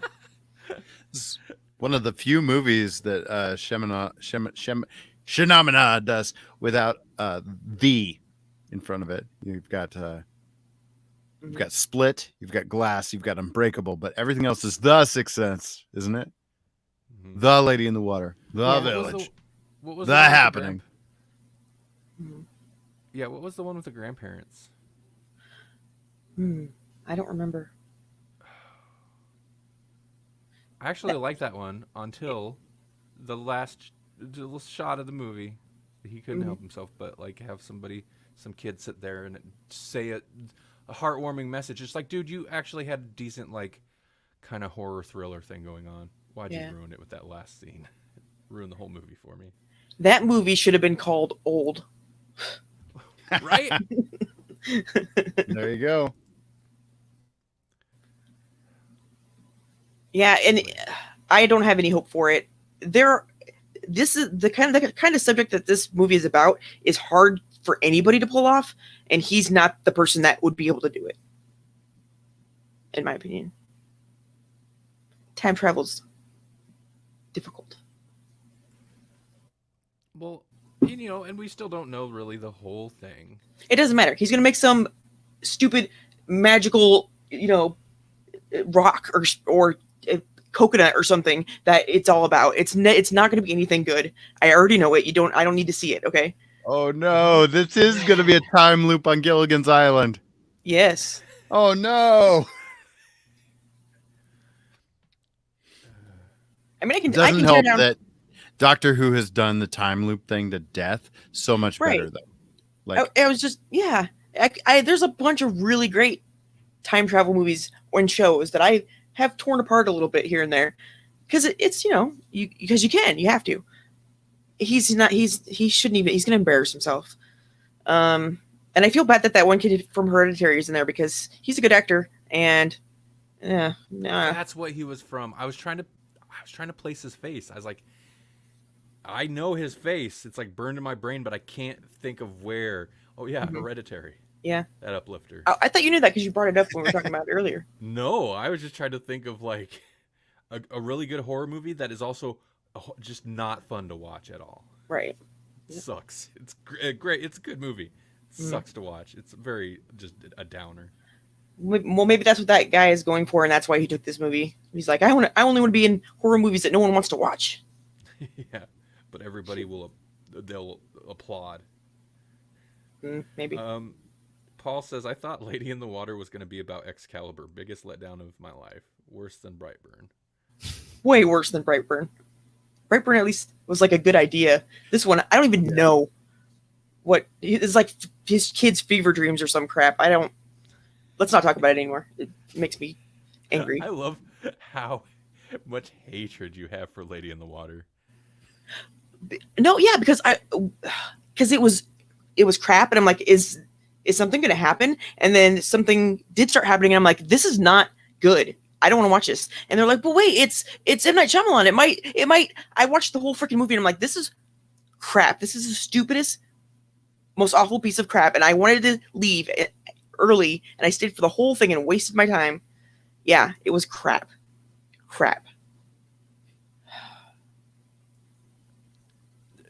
I don't think you're gonna find a lot of people that disagree. I know. I don't know a lot of people that have that much. Yeah, that have Anger thought about about it that much since. There's nothing wrong with that. It's fair, but it's just I do. Because I even like there's lots of movies that are not great. They've never been so bad. Like so this is not any kind of a like coherent, like realistic story at all. It's really is like a kid being like, I like turtles, let's make him a Tyrannosaurus now. Nothing to do with like any kind of plot or anything. It's horrible. Never mind. Like I said, I don't want to talk about it anymore. It's making me mad. Well, it's based on a children's book he wrote for his kids, so that would probably be why. I thought he wrote it with his kids. That On the would give back of him more of a cereal pass. boxes or something. God. Even in his like lamer, in my opinion, lamer movies, and I'm not particularly fond of Signs. A lot of people really like Signs. I'm not particularly fond of that. For me, like the big started right off with Signs. Yeah, Mhm. I would agree with that. But he usually has good ideas somewhere in there. There's a good nugget or several. Or with the exception of like the grandparents one because it did like a found footage thing, or it's just beautifully shot. It looks amazing. Mhm. But then there's just like at this point he has certain cliche tropey things he does that Mhm. he does so consistently it detracts. Mhm. And then he just has this like cheesy cornball mentality that he has to put in everything Yeah. that also just detracts at this point. Like Undermines in a his movie, vision. Yeah. Yeah. With the exception of The Sixth Sense, I don't think he should have children in his movies because he turns them all into like the lamest characters ever. He also doesn't. How much weight can you lift, Dad? Yeah. Yeah, he he seems to make a point of like not doing super like hardcore things. He kind of keeps it fairly soft in some places, but it's when he will actually go dark is when it works best. Sixth Sense goes pretty dark at times. Mhm. Unbreakable, kind of. They have the kid pull the gun on his dad. That goes pretty dark. Mhm. Split goes very dark. Right. And those all work great for me, in my opinion. The one with the grandparents was middling until the end, where it went super dark, and I was on board. But then he had to like try to like juxtapose it with this super cheesy talking directly at the camera. This is a message thing, and I hated it. Mhm. So like, I don't just embrace your dark side because you're good at it. Just stop trying to feel like you have to uplift or bring some positivity because that's not why we necessarily want to go see a horror movie. Right. Right. Yeah. Also, the Happening was a terrible The idea. Happening. Just don't explain it. It actually made me really It's sad. just mass suicides. Mass suicides is horrifying. That's a good idea for a horror movie. It was better when it was done. When it was called, what was it? I don't know. There's been several, Asian Lemmings, the video game. yes, it was better when it was called Lemmings. Maybe even Lemmings 2 Tribes or whatever. Yeah. Well, I was very disappointed in that movie, especially because I think plants are one of the avenues that horror doesn't check out enough because plants are way more involved than we are. It wouldn't surprise me if they kill us. They could do something cool with it, and they never have. And he definitely didn't. Well, like the Ruins did that well. Yeah, the Ruins was pretty good actually. Yeah. But when you've got people like, so what is the plants are putting off gas that's making us kill ourselves, which is it's already kind of a weird concept anyway. Hmm. But then you're like, well, how do our heroes get away with it or get away from it? I mean, they're standing in a big open field full of plants and trees. Hmm. And it's like, well, they can run from it, but isn't the gas just going to be on the wind? They'll run from the wind. You No, don't run from the wind. It's no, like running from the cold. you know You how don't you do it. you know how you make a horror movie? They don't get away. That's how you make a freaking horror movie. Okay. God. What? Is it The No. Road? Like The Road, man. Oh, Was it man. The Road or The Road? No, Road to Perdition, something else. But Yeah, no, The the road. Road with The road. Viggo Mortensen. I didn't see the movie. I read the book, and it was whoa. Oh my God! Yeah, well, I Mhm. mean, yeah, I think they probably followed the book really well because it was, Mhm. man, that's maybe one of the most terrifying movies I've ever seen. Just because of the message, how bleak it is. It's Yeah. bleak, and then it's like, ooh, is there a chance? And then bleak. Yeah, super bleak. Yeah. Paul points out Swamp Thing is awesome horror. Yes, You know, that I was plants, actually thinking of Swamp Thing when I was thinking of the plant horror. Yeah, Mhm. they could do it. And there's plants in the real world that like kill sheep and stuff, and birds, and there are animal eating plants. They could eat us too if they got big enough. It could happen. Audrey too. Yeah, it's not an unfounded fear, but Audrey would be kind of awesome. So, I wouldn't mind like being an underling and feeding her people if she's gonna sing me songs and dance all the time. Feed me, Seymour.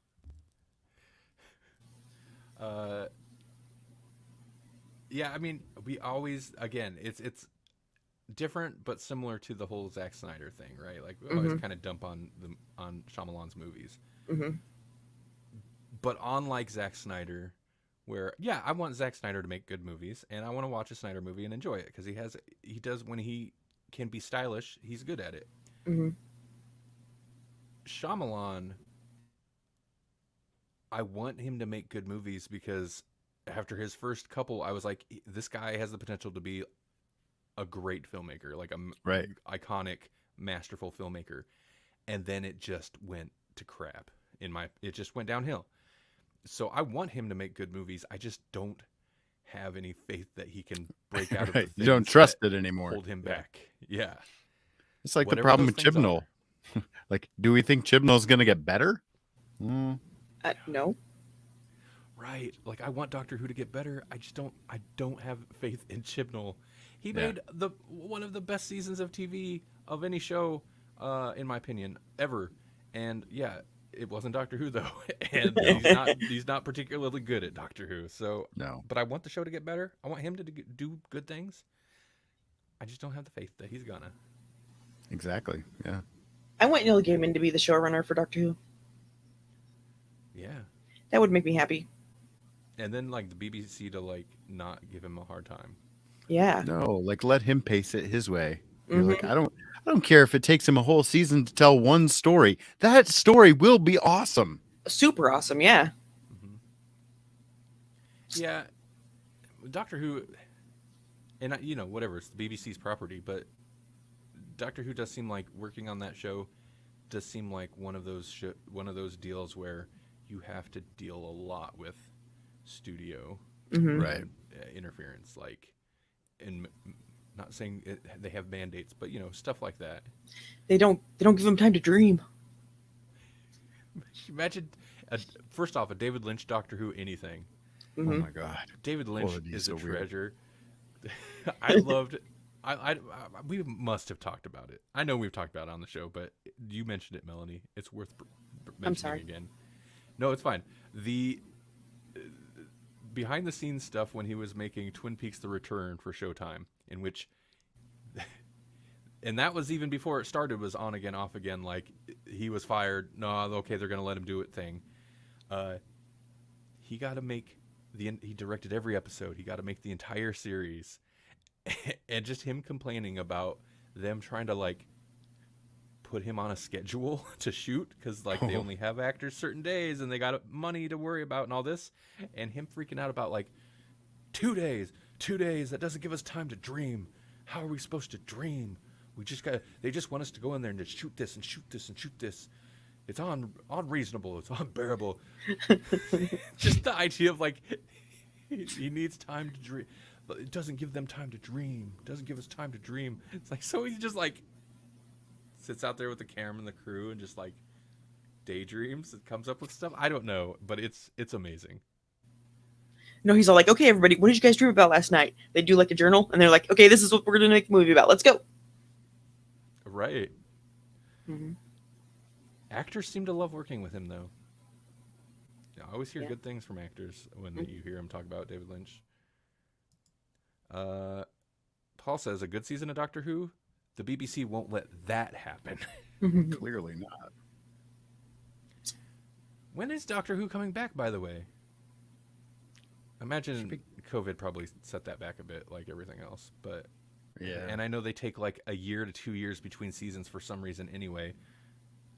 Didn't they I see tease what that gets she was put on coming screen. back though? Like the New Year's Eve special made it sound like she was coming back soonish. Hey, Right. if they can There's been composite nothing. the Tig chick into a movie, why can't they do it with Doctor Who?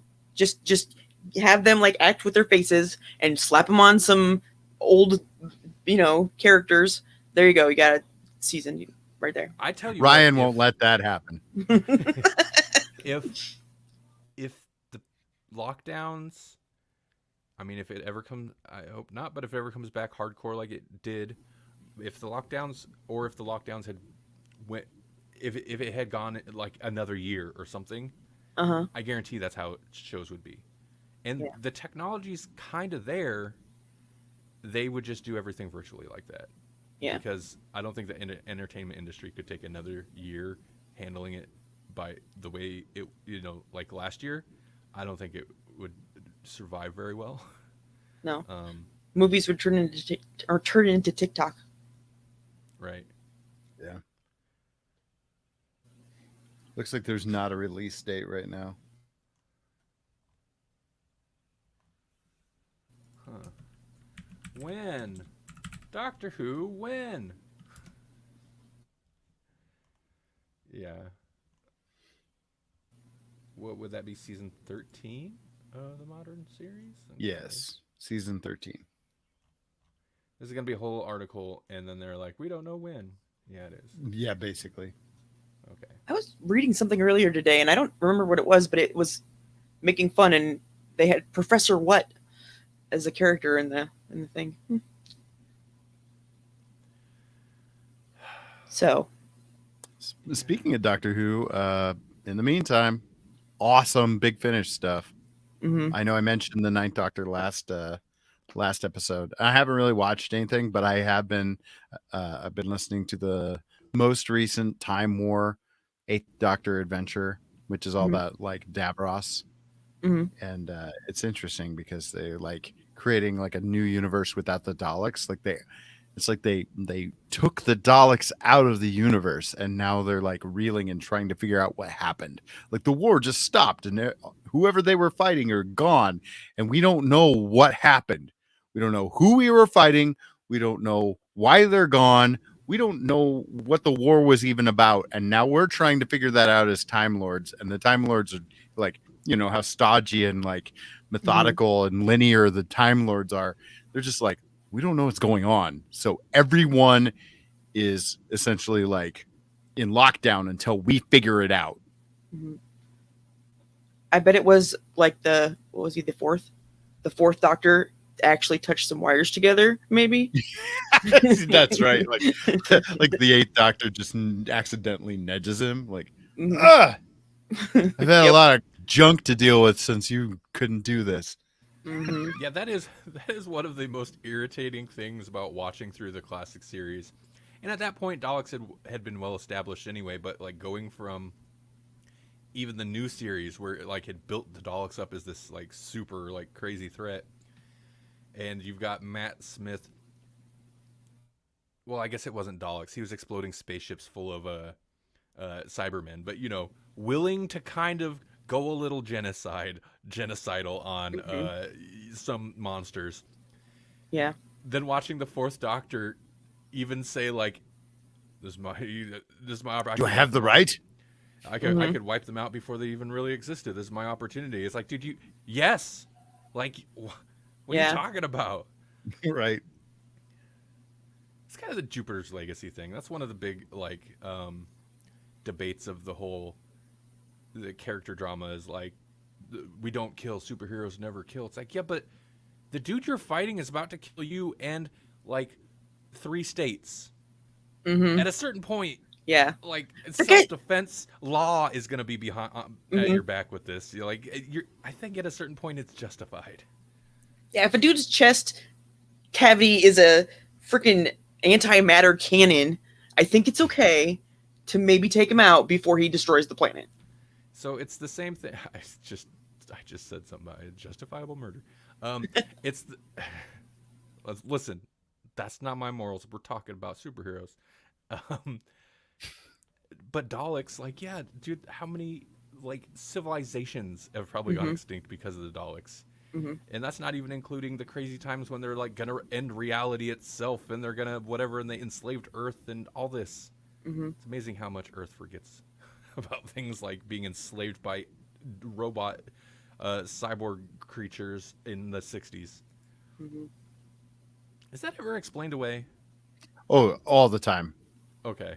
Yeah. Yeah, I can't remember. I mean, like several times, because somebody will bring it up and be like, "How come nobody remembers this?" And then they'll be like, "Well, because of this, and because of that, and because of this and that." I was like, and so it's like a Gish Gallop where they're just like, "We've given you so many reasons that nobody remembers it, that this is clearly fact." Mm-hmm.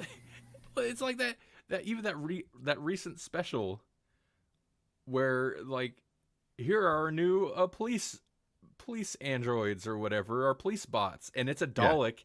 Yeah. How is everyone on Earth not like even if they weren't alive in the 60s? Like, I remember those as the alien people who invaded us in the 60s from the textbooks. I seen that in history class.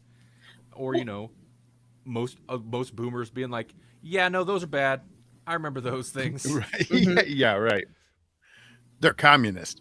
That's probably what it would be. That's what it'd be. Like, I don't know what they are, but I know they're Marxist, some kind of thing.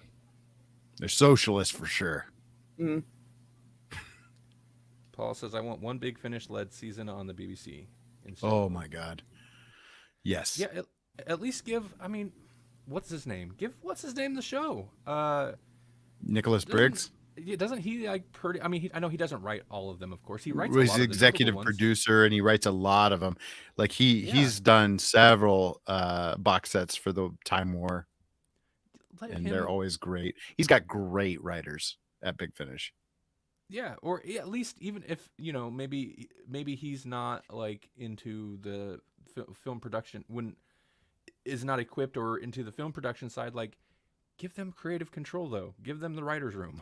Look at what they can do without visuals, and then give him a team to make those visuals a reality. Right. Man, he could just mine Big Finish's stuff like Chibnall tried to do poorly. Right. Yeah. Because at that last season, he stole like 2 or 3 different ideas. I was like, dude, I've already seen this one or heard it. Yeah. I mean, think of the multi-doctor stories we could do. Oh my goodness. We could have multiple. I mean, the audio does give them the benefit of like the disconnect from what those actors actually look like now.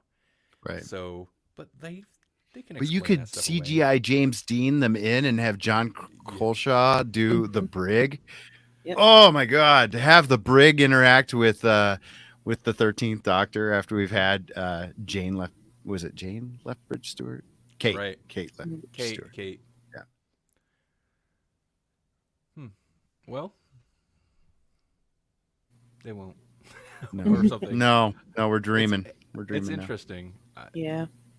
You would think I don't know. Maybe they're like, well, whatever. The Big Finish is doing what they do. They're not connected to us, but you'd think Big Finish is consistently, as far as I know, critically received very well. A lot of their they win stuff. all sorts of awards. Yeah. Yep. You would think they'd mine them a little bit, like the talent at least. Mm-hmm. Seems fair. I mean, that's got to be in the license somewhere, right? Right. You know, like we're literally mining this thing that the BBC's letting us mine because we have the license. So can it be reciprocal? I mean, they did it for the regeneration of Paul McGann. Right. They're like, well, yeah, you can bring Paul McGann in. He's going to totally legitimize our entire back catalog. But Mm-hmm. Right. Yeah, and that's interesting because that's like ties into whatever the license issue was with.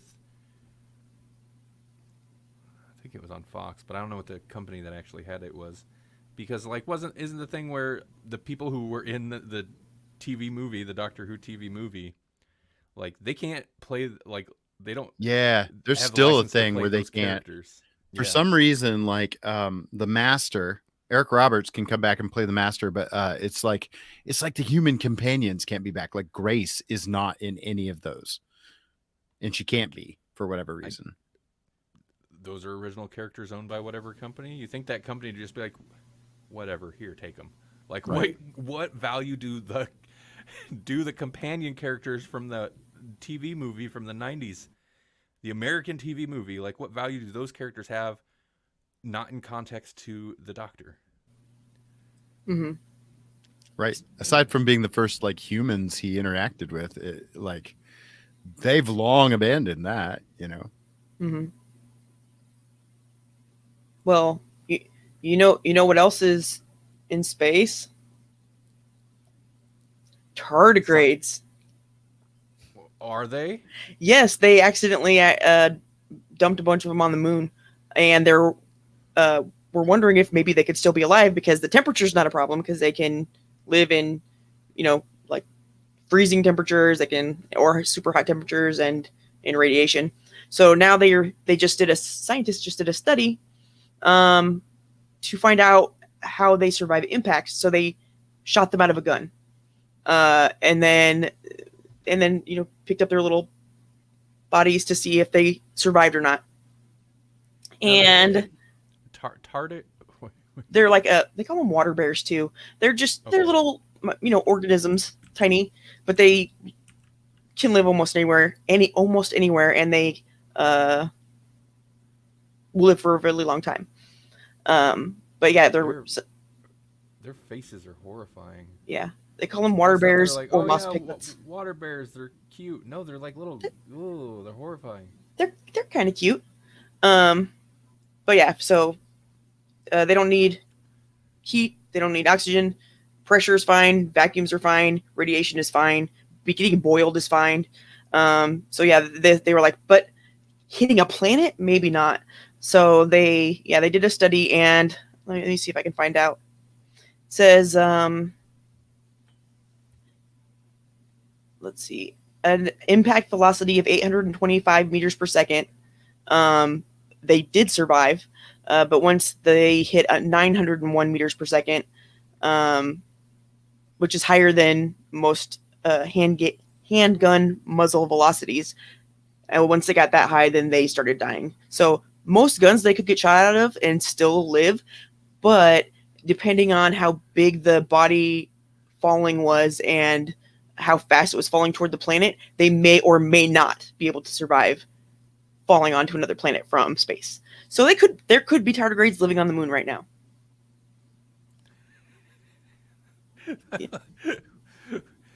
We put those little tiny microscopic like water bears in a gun and shoot it for science. Mm-hmm. Well, no, it's because shoot the moon.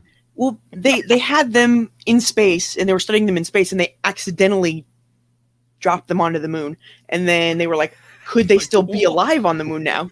Whoops! After that impact, accidentally drop anything on the moon. Well, they weren't a thing that crashed into the moon. Okay. Okay. Yeah. I guess it wasn't dropped. Yeah, that's not. So you're real butterfingers. So yeah, I thought that was fun and interesting. Yeah. Yeah. I'm amazed. Are you? You should be. That's a weird kind of story, Mm-hmm. because it's not the usual like science discovery. It's like, so they dropped some tardigrades on the moon, and then they're like, could they survive? Let's put them in a gun and find out. And they might. Mm-hmm. It really, it's like it's as long as their bodies don't get torn apart by the impact, they will live. If their bodies are intact, they'll survive. So it has to be hard enough to literally tear them into pieces. What do those things do? Nothing. They just chill because they're like that because they can because they're cool. Because they're It's funny indestructible. because in Star Trek Discovery, like the first season, there is a creature that resembles a tardigrade, and it's like a major scientific piece of the plot. They travel like a space mycelial network, and the tardigrade just does that naturally. So they essentially study that tardigrade. It's not an actual tardigrade. It's like it looks like one, but they study that in order to figure out how to traverse the mycelial network. And so then they're able to just like essentially teleport across the universe. That actually makes a lot of sense. If you think about they're not rivers, but I think of them as rivers, little channels that they have of gases and stuff out in the universe. Yeah, that's cool. I like it. Yeah, no, it's one of the more interesting things about that Star Trek, but people don't like it because it's too diverse. Oh, really? It's a Is that what it freaking is? about aliens. How could it not be diverse? Are they serious? Oh, we're going we're going long, and I how we hit 2 hours when I didn't really have a set topic. It blows my mind. All But right. I wanted to say that reminds me, the diversity thing and all that. Melanie was with me when I stumbled across another one of those angry white guy YouTubers. Oh my god. So she got to experience it. What was it even about? It had something to do with the chick from Fleabag was going to be the head writer on some other show. I can't remember exactly what it is, but Right. he was like, well, this is a woman, and if you've seen her show, which we haven't, it's hilarious, by the way, then it's going to be all this like women empowerment. And I'm like, women empowerment because she's promiscuous or something. I don't understand why anything of that show has to do with woman power, except she's funny and she's promiscuous. It's That's going to ruin whatever show is that they're talking about. I don't know. Feminism propaganda, he says. No, and like a lot of those videos is because, yeah, I seen the Fleabag chick and I couldn't even place where I knew her from, but I was like, wait, what's she have to do with whatever that show is? So I clicked on it, and it was some dude talking, and I was like, oh, okay. I was kind of expecting her for some reason, but and he's talking about, I don't remember the show, but it was fine. He had complaints about whatever it was, or movie series, I don't know. And I was like, yeah, that's valid. And that's how a lot of those videos start. Like, it's usually something that I'm maybe a little salty about, or it's like got problems. And so they'll have valid complaints. And inevitably, it's almost like somebody should do a study. There's like a percentage of the video into it, a switch just gets flipped. And as soon as he mentioned, what's the lady that oversees the Star Wars stuff for Disney, Kathleen Kennedy or something. As soon as he mentioned her, I was like, "Oh, Indiana Jones." They're putting her in charge of the Indiana Jones. That's what it was. Indiana Jones. Yeah. Yeah. And as soon as he mentioned her, I was like, the only people who talk about her are people who complain, and those are usually the same kind of people that suddenly like go a certain direction, and there it went. And he mentioned the Fleabag chick, and so full of the feminist propaganda, and I was like, oh, here it is. The feminists, they're coming to take our Indy. But you know what? I want to see an Indiana Jones feminist chick, like combat boot, hairy pit woman, go and like do some adventures. That'd be fun. I was about to say, well, that's Laura Croft, but not really. Yeah, no, Laura Croft is a boy's character, not a girl's character. If you play the game staring up her butt, I mean, of course that's not made for girls to play. Newer things have, although they do beat the crap out of her. I was say there was backlash though. Like they tried to make her more like Indiana Jones, and everybody got mad. Yeah, they lessened, I guess, the focus on her being a very busty lady in Mhm. short shorts. Mhm. Which is fine. It's so funny to me because she exists because they were making Indiana Jones, and then something happened with the license, or people or the studio was like, this isn't going to test well. Nobody cares about Indiana Jones anymore. Yeah. Let's make it a big boob chick or something like that, and Yeah. that's why she even exists. Mhm. Uh, um, And I hated. I didn't hate the game, but she's like, freaking. Yeah, no, that's not the sounds that you make. Anyway, it was the 90s I know. I and the know. 2000s and the 2010s. No, I know. I'm not defending it. Uh, Hmm. You can. but It's fine. it was I was just amused because we were watching this video, and then as soon as I was like, uh-oh, and then he just laid into it. I'm like, every time, man, it's just like, do they have a timer? They're like, okay, YouTube doesn't Have to like make penalize sense me. for about this much time. We'll hook them, and then flip the switch, and maybe we'll get them on board. If you By militant totally feminist, undermining our own point. Hmm. it's yeah. So Melanie got to experience that with me, and I was excited for it. I was Yeah, like, the culture wars are cool. They're cool. Yeah. There's I'm definitely- excited. I hope I win. So too. We'll be in better hands. You would.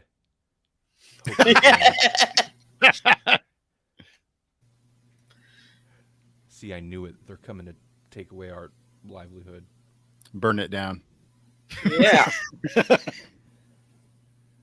With their Black Christmases. That movie is so bad, though. Hey, this is Yeah. it. That's the end of the show. Yep. Hey, Jesse, you got anything exciting coming up? You got anything you want to mention? I don't know. Like shows are coming back, but I don't know of any like dates that are coming up soon. So no, not really. Yeah. I feel like it should have something. I don't. I don't know when it'll come out. I don't know what their kind of turnaround time is, but tomorrow night, if all goes as planned, I'm going to be recording an episode of the Twist My Arm podcast, which I believe is led by a guy who used to live locally, so somebody I actually know. But he asked for podcasters if anybody wanted to be interviewed, and I was like, I'm a podcaster. I do pretty much nothing but podcast things. So yeah, Right. hey man. And plus, I haven't talked to him in a long time, so I'll be recording that tomorrow night. I don't know what their turnaround time is, so I'm not sure when that episode will go up. But I will be on an episode of the Twist My Arm podcast here before too long. And that's really, I think, all I've got lined up right now. Cool. Hey. Yeah. You should go.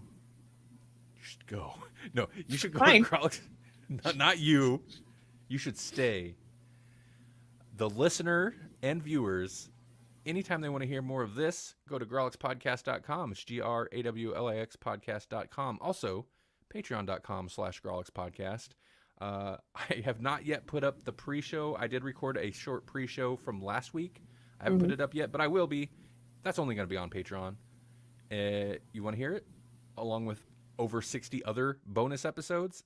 60, that's a lot. Oh my God. Oh, real quick though, $1 a month, and you can listen to all of them. Yeah. Do you know what our podcast feed is sitting at right now? How many items? I now keep in mind there's some specials in there, even a couple like of the freebie God. pre-shows we've We're thrown getting out. close to 300, huh? No. No? Oh, okay. It's sitting but it's sitting at 199. Oh. Eventually, we will hit episode 100, I swear. Eventually, episode 100, we'll hit it. I've listed, because, you can number, like, whatever. I've listed all of the nights as bonus episodes. You could, listen, we give out the bonus all the time. That's a weird statement, but If like 101 bonus episodes isn't enough, go to patreon.com/Grawlix podcast. Mhm. 60 We more. got you covered. Yep. We got Oh, bonus on bonus. Paul's smart. You promote the network. I like that. Electronicmediacollective.com is also the podcast network we're on. Paul's on. Check out his shows. He interviews all kinds of people. He interviewed recently Ron. It sounds like a parody. Ron Chaney, who is, I believe, the grandson of Lon Chaney. Huh. And also in the business and stuff. And so they talk about Lon Chaney Sr. and Jr.